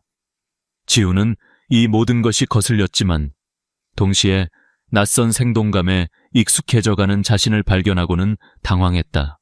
그는 서연을 끊임없이 관찰했다. 그녀의 모든 행동, 모든 말에서 연기의 흔적을 찾으려 했다. 하지만 서연의 행동은 너무나도 순수하고 일관성이 있었다. 기억을 잃은 사람, 특유의 불안감과 의존성을 보이면서도 천성은 밝고 긍정적이었다. 며칠이 지났지만 김 실장의 조사는 아무런 성과도 없었다. 회장님 이상합니다. 지문 DNA 안면 인식까지. 대한민국에 존재하는 어떤 데이터베이스에도 유서연이라는 여성의 기록이 없습니다. 마치 처음부터 존재하지 않았던 사람 같습니다. 불가능해. 사람은 흔적을 남기게 되어 있어. 범위를 해외로 넓혀서 다시 찾아봐. 이미 인터폴까지 협조 요청을 보냈지만 마찬가지입니다. 지훈의 의심은 더욱 깊어졌다. 신원 조회가 불가능할 정도로 깨끗하다는 것은 반대로 누군가 의도적으로 그녀의 흔적을 모두 지웠다는 뜻일 수도 있었다. 그는 반지를 제작했던 보석 장인에게도 사람을 보냈다. 회장님의 반지는 세상에 단 하나뿐인 것이 맞습니다. 제가 직접 제작했고 디자인과 세공 방식 모두 기록으로 남아 있습니다.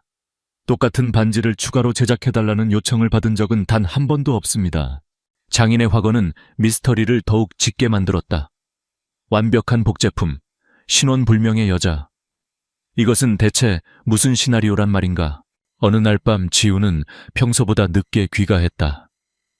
피로에 지친 몸을 이끌고 현관문을 열었을 때 그는 거실 소파에 웅크리고 잠들어 있는 서연을 발견했다.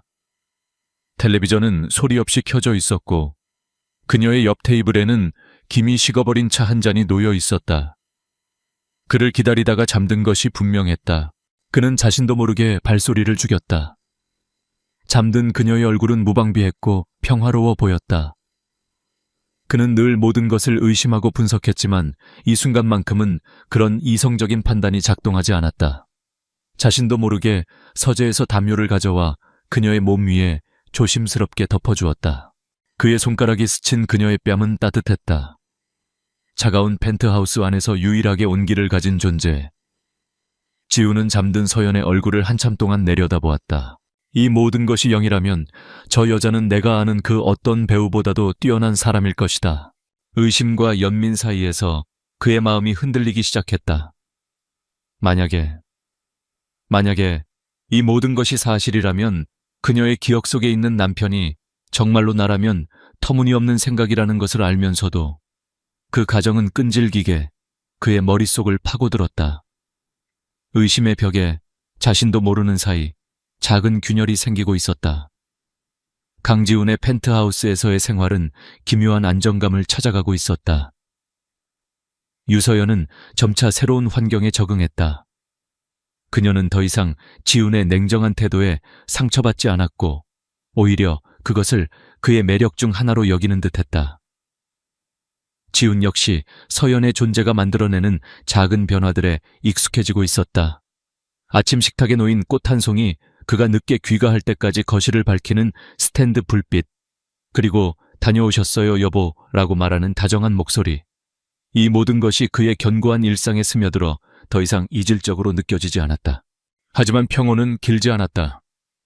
그들의 세상 아래에는 여전히 거대한 미스터리가 도사리고 있었고 그 그림자는 예고 없이 수면 위로 떠올랐다. 그날 밤 지우는 서재에서 다음 분기 사업 보고서를 검토하고 있었다. 깊은 정적이 흐르던 새벽, 날카로운 비명소리가 펜트하우스의 공기를 갈랐다. 안 돼. 지훈은 반사적으로 자리에서 일어났다. 비명은 서연의 방에서 들려왔다. 그는 망설일 틈도 없이 그녀의 방으로 달려갔다. 문을 열자 침대 위에서 괴로운 듯 몸부림치는 서연의 모습이 보였다.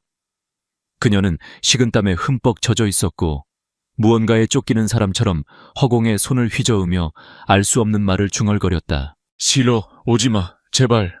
세어연 씨 정신 차려요.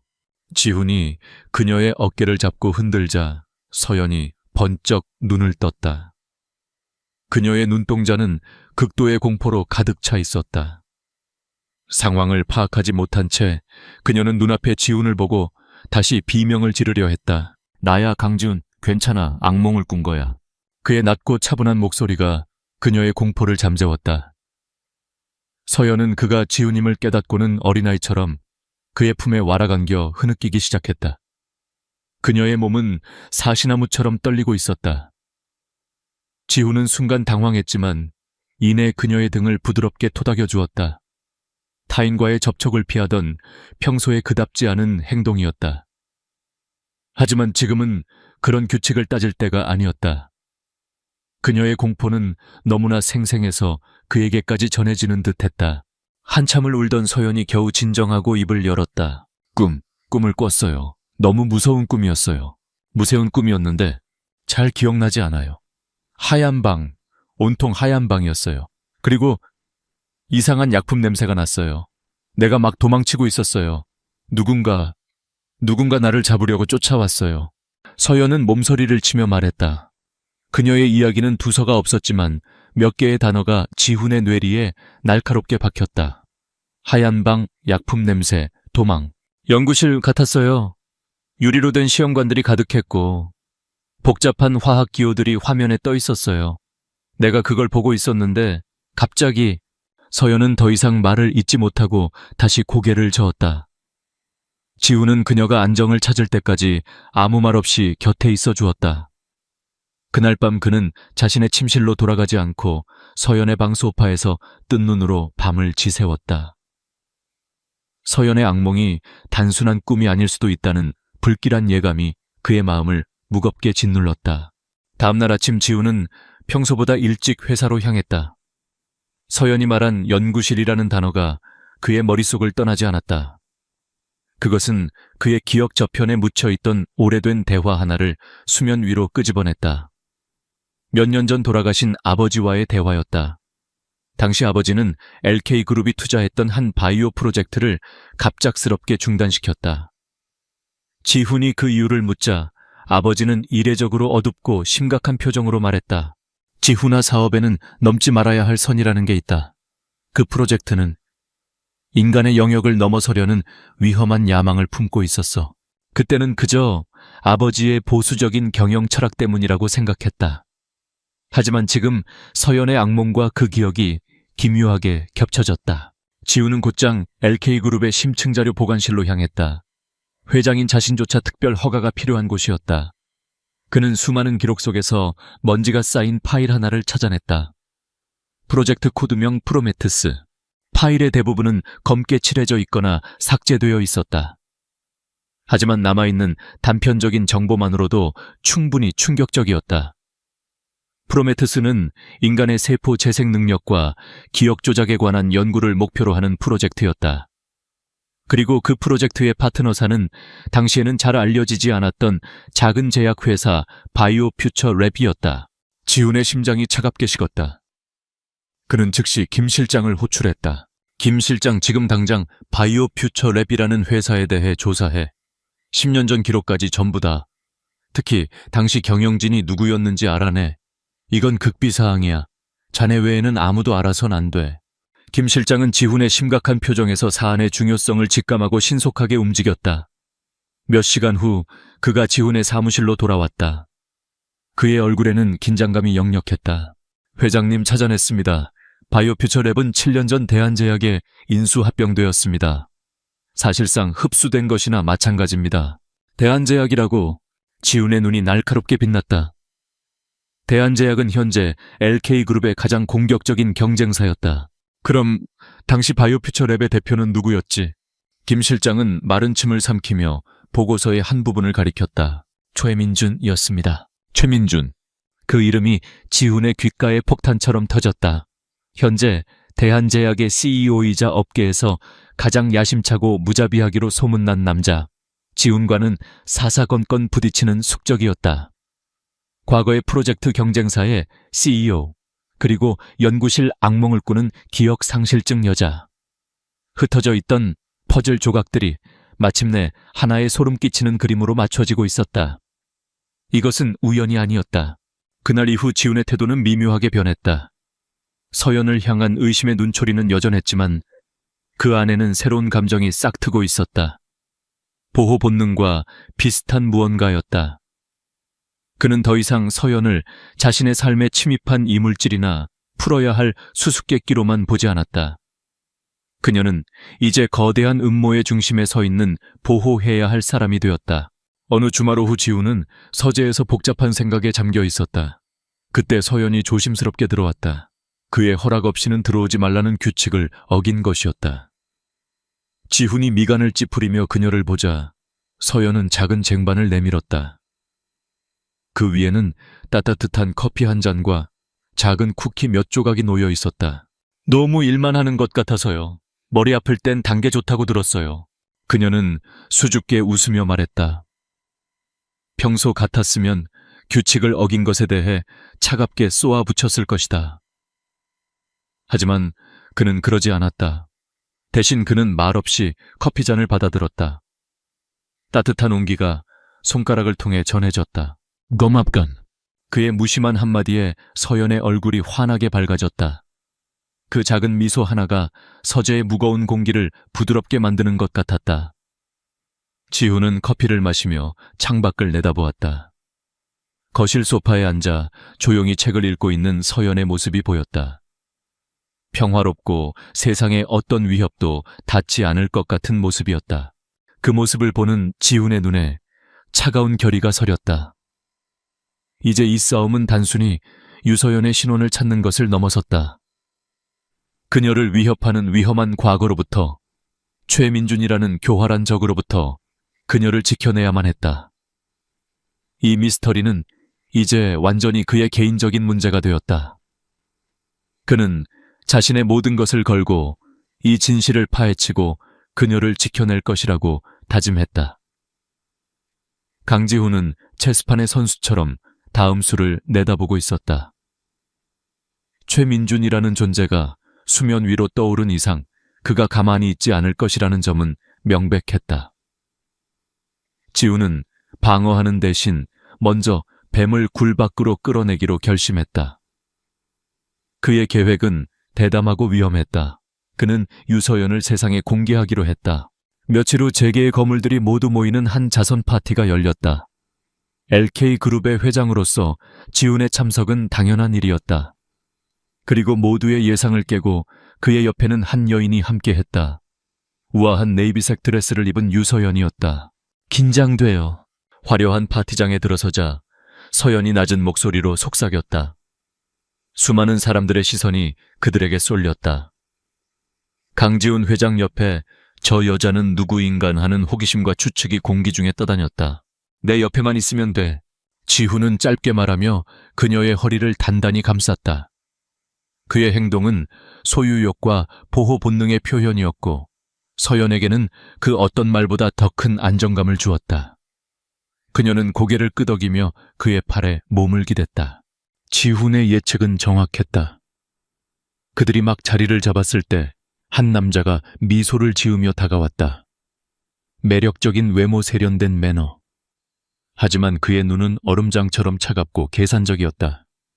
대한제약의 CEO 최민준이었다. 강 회장님 이런 데서 뵙는군요. 그동안 잘 지내셨습니까? 최민준은 능숙하게 악수를 청하며 거짓된 친밀함을 드러냈다. 지훈 역시 가면을 쓴 채 그의 손을 맞잡았다. 초회 대표도 여전하군. 두 사람 사이에 보이지 않는 스파크가 튀었다. 최민준의 시선이 자연스럽게 서연에게로 옮겨갔다. 그는 과장되게 놀란 표정을 지으며 말했다. 그런데 옆에 계신 이 아름다운 분은 누구십니까? 이런 미인을 이제껏 숨겨두셨다니 강 회장님 너무하시는군요. 지훈은 최민준의 의도를 꿰뚫어 보며 차갑게 대답했다. 그의 목소리는 파티장의 소음을 뚫고 명확하게 울렸다. 내 아내 유서연이요. 아내. 그 한 단어에 최민준의 눈썹이 미세하게 꿈틀거렸다. 놀라움 혹은 그 이상의 무언가가 그의 눈빛을 스쳐 지나갔다. 그러나 그는 금세 표정을 수습하고 서연에게 손을 내밀었다. 아, 그러셨군요. 처음 뵙겠습니다, 사모님. 대한제약의 최민준이라고 합니다. 서연은 마지못해 그의 손을 잡으려 했다. 하지만 최민준의 얼굴을 본 순간 그녀는 온몸에 소름이 돋는 것을 느꼈다. 머리는 그를 기억하지 못했지만 몸이 본능이 위험 신호를 보내고 있었다. 그녀는 자신도 모르게 손을 움츠리며 지훈의 뒤로 반발짝 물러섰다. 그 미세한 행동을 지훈과 최민준 둘 다 놓치지 않았다. 지훈의 눈에는 확신이, 최민준의 눈에는 흥미롭다는 듯한 교활한 빛이 떠올랐다. 집사람이 낯을 좀 가려서 실례했군. 지훈이 서연을 자신의 등 뒤로 완전히 감싸며 상황을 마무리했다. 최민준은 의미심장한 미소를 남긴 채 다른 곳으로 자리를 옮겼다. 지훈은 그가 사라지는 뒷모습을 보며 확신했다. 최민준은 서연을 알고 있다. 그리고 다음 날 최민준의 첫 번째 공격이 시작되었다. 모든 언론과 증권가 정보지가 약속이나 한 듯 똑같은 기사를 쏟아냈다. 충격 LK그룹 강지훈 회장 정체불명의 여성에게 빠져. 경영 판단력 논란. 익명의 제보자. 강 회장의 아내는 길에서 주운 기억상실증 환자. 스파이 의혹. LK그룹 주가 흔들. 오너리스크 현실화되나. 악의적인 기사들은 순식간에 퍼져나갔다. 강지훈의 새롭고 미스터리한 아내가 사실은 그를 조종하기 위해 접근한 스파이 혹은 정신적으로 불안정한 여자라는 내용이었다. 다가오는 주주총회를 앞두고 LK그룹을 흔들기에 완벽한 타이밍이었다. 회사는 발칵 뒤집혔다. 주가는 곤두박질 쳤고 직원들은 동요했다. 특히 지훈의 공격적인 경영 스타일에 불만을 품고 있던 보수적인 이사들은 이때다 싶어 목소리를 높였다. 그들 중 몇몇은 이미 비밀리에 최민준과 접촉하고 있었다. 회장님, 긴급 이사회를 소집해야 합니다. 이 스캔들에 대해 명확하게 해명하셔야 합니다. 회사의 이미지를 위해서라도 그 여자와 거리를 두시는 게. 모두가 패닉에 빠져 허둥대는 동안 강지훈만은 이상할 정도로 침착했다. 그는 이 모든 것을 예상했다. 최민준의 공격 방식은 조잡했지만 예측 가능한 범위 내에 있었다. 그는 김 실장을 비롯한 핵심 측근들을 자신의 사무실로 불렀다. 예상했던 대로 미끼를 물었군. 그는 자신을 변호하는 대신 공세로 전환할 준비를 했다. 그는 측근들에게 서연과 최민준 그리고 과거의 프로메테스 프로젝트에 대한 자신의 추측을 공유했다. 그의 눈은 분노나 불안이 아닌 냉철한 전략가의 눈빛으로 빛나고 있었다. 한편 서연은 인터넷을 통해 자신에 대한 기사들을 모두 보고 말았다. 스파이, 정신병자, 조종자. 날카로운 단어들이 비수처럼 그녀의 가슴에 박혔다. 자신이 사랑하는 남자의 명성과 인생을 망가뜨리고 있다는 죄책감에 숨을 쉴 수 없었다. 그녀는 눈물을 흘리며 지훈의 서재문을 두드렸다. 저 다 제 잘못이에요. 저 때문에 당신이 제가 떠나야 해요. 제가 사라지면. 서연은 말을 차에 잊지 못하고 울음을 터뜨렸다. 지훈은 그녀가 떠나겠다고 말할 것을 예상했다. 하지만 그는 동의하는 대신 그녀에게 다가가 두 어깨를 단단히 잡았다. 그리고 그녀의 젖은 눈을 똑바로 바라보며 말했다. 그의 목소리는 단호했지만 그 안에 깊은 신뢰가 담겨 있었다. 어딜 가겠다는 거야? 당신은 내 아내야. 당신이 있을 곳은 여기야. 저들이 써대는 글자 따위 믿지 마. 이건 싸움이야. 그리고 저들의 목표는 당신이 아니야. 바로 나지. 그 순간 서연의 세상이 멈췄다. 자신을 내 아내라고 부르는 그의 목소리, 자신을 믿어주는 그의 눈빛. 그것은 그녀에게 세상 전부를 얻은 것과 같은 의미였다. 그녀는 더 이상 울지 않았다. 지훈의 그 한마디는 모든 것을 바꿔놓았다. 파티에서의 공개적인 선언과 지금 이 사적인 확언으로 그는 자신의 운명을 그녀의 운명과 완전히 묶어버렸다.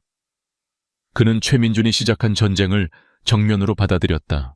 서연이 나간 후 지훈은 자신의 모니터 앞에 앉았다.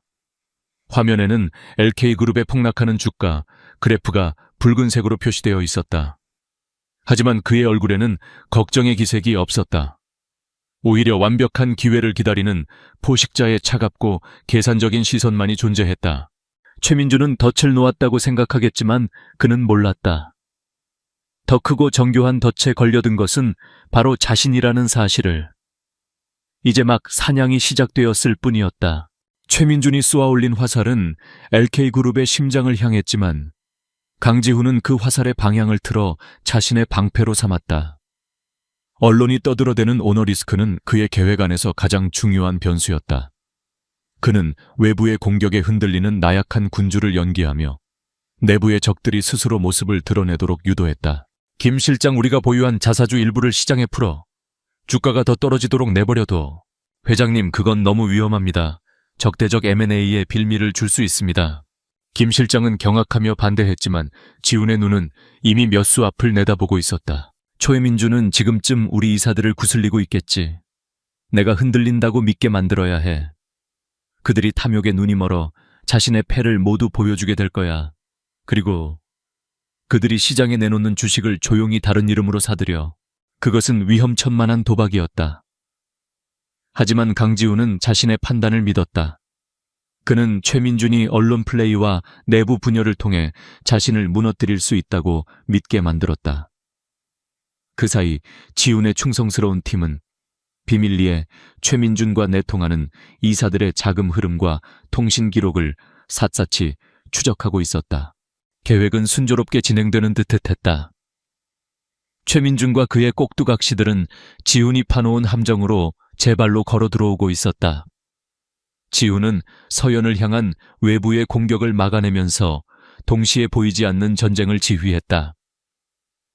서연은 지훈의 굳건한 신뢰 속에서 안정을 되찾았고 두 사람 사이에는 이전과는 비교할 수 없는 깊은 유대감이 형성되고 있었다. 그녀는 더 이상 기억 상실증에 걸린 불안한 여인이 아니었다. 그녀는 강지훈의 아내로서 그의 곁을 지켰다. 하지만 최민주는 생각보다 훨씬 더 교활한 뱀이었다. 첫 번째 공격이 지훈을 무너뜨리지 못하자 그는 훨씬 더 치명적이고 개인적인 독을 준비했다. 어느 날 밤 김 실장이 극도로 창백한 얼굴로 지훈의 서재를 찾았다. 그의 손에는 보안 봉투 하나가 들려 있었다. 회장님, 익명의 제보가 들어왔습니다. 김 실장은 떨리는 손으로 봉투 안의 내용물을 꺼내 지훈의 책상 위에 올려놓았다. 그것은 몇 장의 사진과 하나의 USB 메모리였다. 사진 속에는 서연이 낯선 남자와 은밀하게 만나는 듯한 모습이 담겨 있었다. 남자의 얼굴은 교묘하게 가려져 있었지만 그가 입고 있는 옷 소매에 박힌 작은 로고는 대한제약의 것이었다. 사진의 배경은 지훈의 펜트하우스 근처 카페였다. 이건 조작이야. 지훈은 차갑게 말했지만 그의 심장은 이미 차갑게 가라앉고 있었다. 저도 그렇게 생각했습니다, 회장님. 그래서 원본 파일을 분석했습니다. 하지만 위조의 흔적을 찾을 수 없었습니다. 날짜와 시간도. 회장님께서 회사에 계실 때였습니다. 김 실장은 마른 침을 삼키며 USB를 가리켰다. 이것이 더 문제입니다. 지훈은 USB를 노트북에 꽂았다. 화면에 음성 파일 하나가 나타났다. 그가 재생 버튼을 누르자 서연의 목소리가 흘러나왔다. 계획대로 되고 있어요. 강지훈은 완전히 날 믿고 있어요. 반지도 완벽하게 속았어요. 주주총회 날짜만 정해지면 음성 파일은 거기서 끊겼다. 서재 안에는 무거운 침묵만이 흘렀다. 서연의 목소리가 분명했다. 그녀가 여보라고 부르던 바로 그 목소리였다. 지훈의 머릿속에서 무언가 무너져 내렸다. 이성적으로는 이것이 함정일 수 있다고 생각했지만 증거는 너무나도 명백했다. 사진, 그리고 저 음성 파일. 최민준이 자신을 속이기 위해 기억상실증 환자까지 동원해 이토록 정교한 연극을 벌였다는 말인가. 자신을 향한 서연의 모든 행동, 그녀의 미소, 그녀의 눈물, 그녀의 따뜻한 관심, 그 모든 것이 계산된 연기였다는 말인가. 그의 가슴에 날카로운 통증이 느껴졌다. 그것은 분노가 아니었다. 끔찍한 배신감이었다. 그는 난생 처음으로 누군가에게 마음의 문을 열었다. 차가운 그의 세계에 들어온 유일한 온기였다. 그런데 그 모든 것이 거짓이었다니. 나가봐. 그의 목소리는 얼음장처럼 차가웠다. 김 실장은 걱정스러운 눈으로 그를 바라보다 조용히 서재를 나갔다. 그날 이후 강지훈은 다른 사람이 되었다. 그는 서연에게 아무것도 묻지 않았다. 비난하지도 추궁하지도 않았다.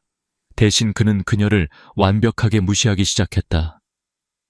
그녀가 말을 걸어도 단답형으로 대답했고 그녀의 눈을 마주치지 않았다. 집안의 공기는 다시 얼어붙었고 서연이 가져왔던 모든 온기는 흔적도 없이 사라졌다. 서연은 그의 갑작스러운 변화에 절망했다. 그녀는 자신이 무엇을 잘못했는지 알 수 없었다. 며칠 전까지만 해도 세상에서 가장 든든한 자기 편이었던 남자가 이제는 투명 인간처럼 자신을 대하고 있었다. 지훈 씨, 혹시 제가 뭐 잘못한 거라도 있나요? 저녁 식사 자리에서 그녀가 용기를 내어 물었다. 지훈은 신문을 보고 있던 시선을 떼지 않은 채 무심하게 대답했다. 아니, 그런데 왜 저를 피하는 것 같아요? 피곤해서 그렇다. 그의 목소리에는 어떤 감정도 실려 있지 않았다. 서연의 가슴이 무너져 내렸다. 그녀는 더 이상 물을 수 없었다. 그의 주변에는 누구도 넘을 수 없는 투명한 벽이 세워져 있었다. 그녀는 다시 혼자가 되었다. 이 넓고 차가운 집에서 그녀는 완벽한 이방인이었다. 지우는 고통스러웠다. 서연의 슬픈 얼굴을 볼 때마다 심장이 칼로 베이는 듯 했다. 그녀를 붙잡고 진실이 무엇이냐고 소리치고 싶었지만 그럴 수 없었다. 만약 그녀가 정말 스파이라면 자신의 감정을 드러내는 것은 패배를 의미했다. 그는 자신의 상처와 배신감을 분노로 바꾸어 일에 쏟아부었다. 그의 눈은 복수심으로 불타고 있었다. 그는 최민준을 파멸시킬 것이다. 그리고 그 과정에서 유서연이라는 여자도 함께 무너뜨릴 것이다. 그는 그렇게 다짐했다. 주주총회가 며칠 앞으로 다가왔다. LK그룹의 운명을 건 전쟁의 서막이 올랐다. 그리고 그 전쟁의 중심에서 두 남녀는 서로에게 가장 깊은 상처를 입힌 채 각자의 싸움을 준비하고 있었다. 한 사람은 배신감에 불타는 복수를, 다른 한 사람은 이유도 모른 채 버려진 슬픔 속에서. 그들의 위태로운 관계는 이제 작은 충격에도 산산조각 날 것처럼 위태로워 보였다. 주주총회 전날 밤 펜트하우스의 공기는 살얼음판처럼 차가웠다. 강지훈은 서재에 틀어박혀 밤새도록 서류와 데이터를 검토했다. 그의 눈은 충혈되었지만 정신은 칼날처럼 날카로웠다. 유서연은 자신의 방 침대에 앉아 뜬 눈으로 밤을 지새웠다. 지훈의 차가운 외면은 그녀의 마지막 희망마저 앗아갔다. 그녀는 자신이 이 집을 떠나야 할 때가 왔음을 직감했다. 하지만 이대로 물러설 수는 없었다. 최소한 그가 왜 자신에게 등을 돌렸는지 그 이유라도 알아야 했다. 새벽녘 그녀는 조용히 지훈의 서재로 향했다. 그가 잠시 자리를 비운 틈을 타 그녀는 그의 책상 위에서 단서를 찾기 시작했다. 그녀의 눈에 들어온 것은 잠금 화면이 풀린 채 놓여있는 지훈의 태블릿 PC였다. 화면에는 그녀가 낯선 남자와 함께 있는 사진이 떠 있었다. 그리고 그 옆에는 음성 파일을 분석한 그래프가 있었다. 서연의 심장이 쿵 내려앉았다. 이것이었구나. 그가 자신을 배신자라고 생각하고 있었구나. 그녀는 사진 속 남자의 얼굴이 가려져 있는 것을 보았다. 하지만 그녀는 그가 누구인지 알 것 같았다. 그날 그녀는 지훈을 기다리다 잠시 카페에 들렀다. 그때 한 남자가 다가와 길을 물었고 그녀는 친절하게 대답해 주었다. 그게 전부였다. 음성 파일은 더더욱 기가 막혔다. 그것은 그녀가 친구와 통화했던 내용을 악의적으로 편집한 것이 분명했다. 그녀가 절망에 빠져 있을 때 태블릿 화면의 다른 창이 눈에 들어왔다. 그것은 프로메테스 프로젝트에 관한 기밀 보고서였다. 그녀가 무심코 페이지를 넘기는 순간 보고서 한 구석에 박힌 작은 로고 하나가 그녀의 시선을 사로잡았다. 그것은 복잡하게 얽힌 뱀 두 마리가 서로의 꼬리를 물고 있는 형상의 로고였다. 그 로고를 본 순간 서연의 머릿속에서 무언가 툭 하고 끊어지는 듯한 느낌이 들었다. 뱀의 균열처럼 잊혔던 기억의 파편들이 쏟아져 들어오기 시작했다. 하얀 연구실, 역겨운 약품 냄새, 유리병 너머로 보이던 수많은 실험체들, 그리고 최민준의 얼굴. 그는 하얀 가운을 입고 만족스러운 미소로 실험 데이터를 내려다보고 있었다. 서연아, 넌 내 최고의 걸작이 될 거야. 인류의 미래가 우리 손에 달려 있다고. 그녀의 진짜 이름은 유서연이 아니었다. 한서우. 그녀는 바이오 퓨처랩의 촉망받는 신입 연구원이었다. 그녀는 최민준의 천재성에 이끌려 프로젝트에 합류했지만 연구가 진행될수록 그의 광기와 비인간적인 야망을 깨닫게 되었다. 그는 불치병 치료제 개발이라는 명목 아래 인간의 기억을 지우고 새로운 인격을 주입하는 끔찍한 실험을 자행하고 있었다. 그녀는 그의 범죄를 입증할 핵심 데이터를 빼내 탈출했다. 하지만 곧 발각되었고 빗속을 미친 듯이 달리다 채 치이는 사고를 당했다. 사고 직전 그녀는 자신의 손에 끼워진 반지를 보았다. 그것은 연구소에 잠입하기 위해 복제해두었던 강지훈의 반지였다. LK그룹이 프로젝트의 최대 투자자였기에 회장인 강지훈의 생체 정보가 담긴 반지는 연구소의 모든 보안 시스템을 통과할 수 있는 마스터키였다. 그녀는 최민준의 범죄를 세상에 알릴 마지막 희망으로 그 반지를 훔쳤던 것이다. 모든 것이 기억났다. 바로 그때 서재 문이 열리고 강지훈이 들어왔다. 그는 서우 서연가 자신의 태블릿을 보고 있는 것을 발견하고 싸늘하게 말했다. 내 물건에 손대지 말라고 했을 텐데. 하지만 서우는 더 이상 주눅 들지 않았다. 그녀는 자리에서 일어나 그를 똑바로 마주 보았다. 그녀의 눈빛은 더 이상 슬픔이나 혼란이 아닌 강한 의지와 분노로 불타고 있었다. 내 이름은 한서우예요. 그리고 당신은 처음부터 날 믿지 않았어요. 지우는 그녀의 갑작스러운 변화에 당황했지만 애써 냉정함을 유지했다. 그 연극은 이제 질렸어. 연극이 아니에요. 최민준. 그가 모든 걸 조작한 거예요. 그는 프로메테스 프로젝트를 통해 불법적인 인체 실험을 했고 전 그 증거를 가지고 탈출하다 사고를 당했어요. 이 반지는 그의 연구소에 들어가기 위한 마스터키였고요. 서우는 숨 가쁘게 모든 진실을 털어놓았다. 그녀의 이야기는 너무나도 충격적이었지만 그 안에는 거짓이라고는 찾아볼 수 없는 절박함과 진실성이 담겨 있었다. 지훈의 머릿속이 복잡하게 얽혔다. 그녀의 말이 사실이라면 자신이 저지른 실수는 돌이킬 수 없는 것이었다. 그 순간 그의 휴대폰이 울렸다. 김 실장이었다. 회장님, 드디어 찾아냈습니다. 유서연, 아니 한서우 씨의 신원을요. 그녀는 1년 전 실종 신고된 바이오 퓨처랩의 연구원이었습니다. 그리고 회장님께서 주신 음성 파일을 정밀 분석한 결과 미세한 편집의 흔적을 발견했습니다. 완벽한 조작입니다. 모든 퍼즐이 맞춰졌다. 지우는 태블릿을 들고 있던 손을 떨어뜨렸다. 그는 서우를 바라보았다. 그녀의 눈에는 원망과 슬픔이 가득했다. 그는 세상에서 가장 소중한 것을 제 손으로 부서뜨린 바보가 된 기분이었다. 세우 씨, 내가 사과할 필요 없어요. 지금 중요한 건 그게 아니니까. 오늘 주주총회에서 최민준의 모든 것을 끝내야 해요. 그녀의 목소리는 단호했다.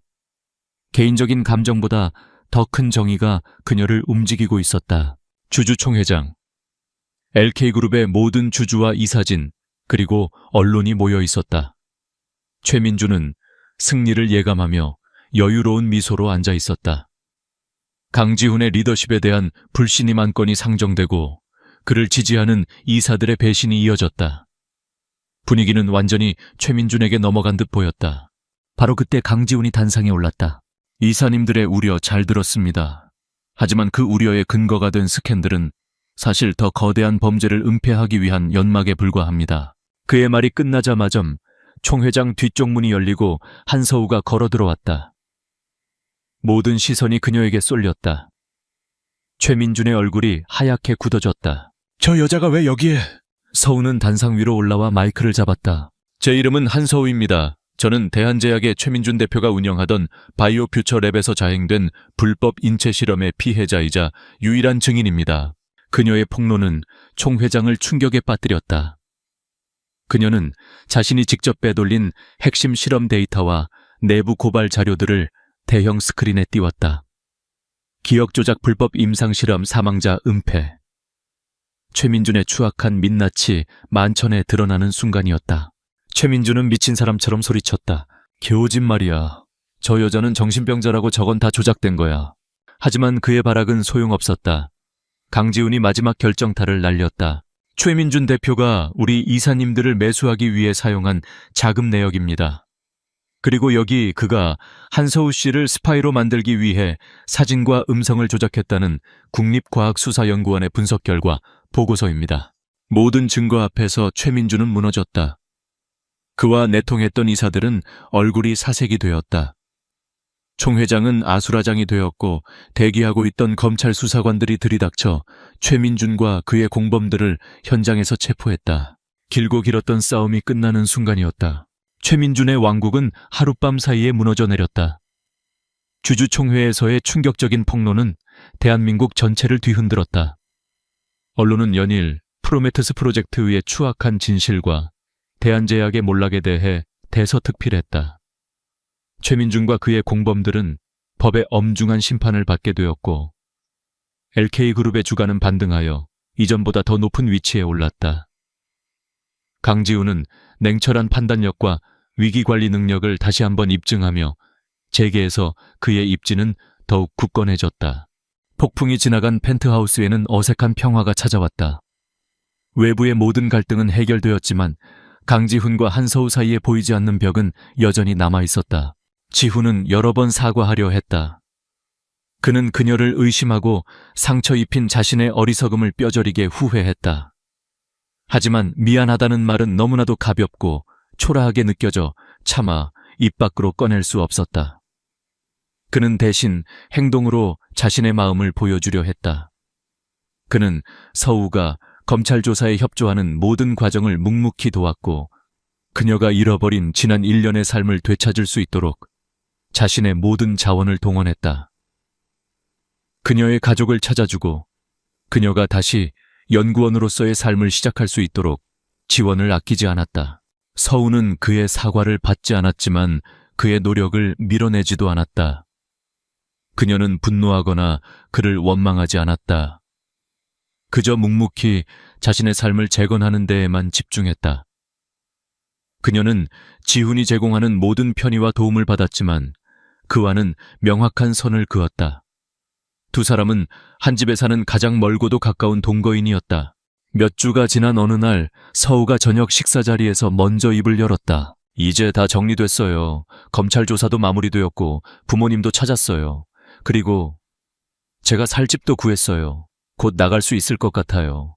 올 것이 왔다고 생각했다. 지훈은 손에 들고 있던 포크를 내려놓았다. 그의 심장이 철렁 내려앉는 것 같았다. 그녀가 떠난다는 것은 당연한 수순이었다.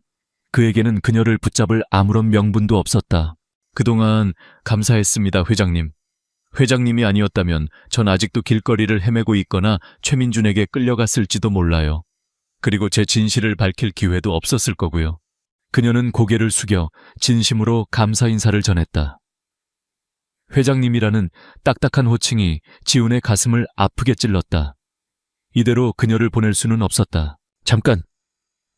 얘기 좀 할 수 있겠어, 서우 씨. 지훈이 자리에서 일어났다. 그는 서우를 데리고 거실 창가로 갔다. 서울의 야경이 발 아래 화려하게 펼쳐져 있었다. 그들의 기묘한 동거가 시작되었던 바로 그 장소였다. 내가 얼마나 어리석고 못난 놈이었는지 압니다. 당신의 진심을 의심했고 내 자존심 때문에 당신에게 씻을 수 없는 상처를 줬어. 미안하다는 말로는 부족하다는 거 알아. 하지만 그래도 말해야겠어. 정말 미안했어. 그는 처음으로 그녀 앞에서 자신의 나약함을 완전히 인정했다. 알아요. 서우는 조용히 대답했다. 당신이 얼마나 혼란스러웠을지 이해해요. 그리고 당신이 날 걱정하고 지켜주려 했다는 것도 알아요. 비록 방법은 서툴렀지만 그녀의 말에 지훈은 고개를 들었다. 그녀는 그를 원망하고 있지 않았다. 서우 씨, 내가 왜 당신을 의심했는지 아시오. 두려워서였어. 내 인생에 당신 같은 사람이 나타난 것이, 내 통제된 세상이 당신으로 인해 흔들리는 것이 두려웠어. 감정은 불필요한 것이라고 믿으며 살아왔는데 당신을 향한 내 감정을 인정하는 것이 무서웠던 거요. 지훈은 한 걸음 더 그녀에게 다가갔다. 그는 그녀의 손을 조심스럽게 잡았다. 기억을 잃은 당신이 나를 남편이라고 불렀을 때 난 당신을 밀어내야 한다고 생각했소. 하지만 시간이 지날수록 난 정말 당신의 남편이 되고 싶어졌어. 기억상실증에 걸린 유서연이 아니라 강하고 올곧은 한서우라는 여자를 사랑하게 됐으니까. 그의 진심 어린 고백에 서우의 눈동자가 세차게 흔들렸다. 그녀의 뺨 위로 눈물 한 방울이 흘러내렸다. 지훈은 주머니에서 작은 벨벳 상자를 꺼냈다. 그는 서우의 왼손 약지에서 프로메테스의 마스터키였던 낡은 반지를 조심스럽게 빼냈다. 이 반지는 거짓과 어두운 과거의 상징이었소. 우리를 만나게 해준 거짓된 인연이었지. 이제 이 반지를 우리의 진실한 미래에 대한 약속으로 바꾸고 싶소. 그는 벨벳 상자를 열었다. 그 안에는 어둠 속에서도 영롱하게 빛나는 다이아몬드 반지가 들어있었다. 그는 그녀의 앞에서 천천히 한쪽 무릎을 꿇었다. 한서우 씨, 당신의 잃어버린 기억 속 남편이 아니라 당신의 모든 내일을 함께할 진짜 남편이 되고 싶소. 나와 결혼해 주시겠소. 세상의 모든 소음이 멎은 듯했다. 서우는 흐르는 눈물을 닦을 생각도 하지 못한 채 그를 바라보았다. 그녀 역시 깨닫고 있었다. 지훈의 차가운 벽 너머에 숨겨진 따뜻함과 진심을 그리고 어느새 그를 깊이 사랑하게 된 자신의 마음을. 그녀는 환하게 웃으며 고개를 끄덕였다. 네, 좋아요. 지훈은 그녀의 손가락에 새로운 약속의 반지를 끼워주었다. 그는 자리에서 일어나 그녀를 자신의 품에 가득 안았다. 모든 오해와 아픔이 눈 녹듯 사라지는 순간이었다. 차가웠던 펜트하우스는 이제 세상에서 가장 따뜻한 보금자리가 되었다. 거짓으로 시작된 인연이었지만 그들은 수많은 시련과 역경 속에서 서로의 진심을 발견했고 마침내 진짜 사랑을 완성했다. 창밖으로 펼쳐진 서울의 불빛이 새롭게 시작될 두 사람의 미래를 축복하는 듯 반짝이고 있었다.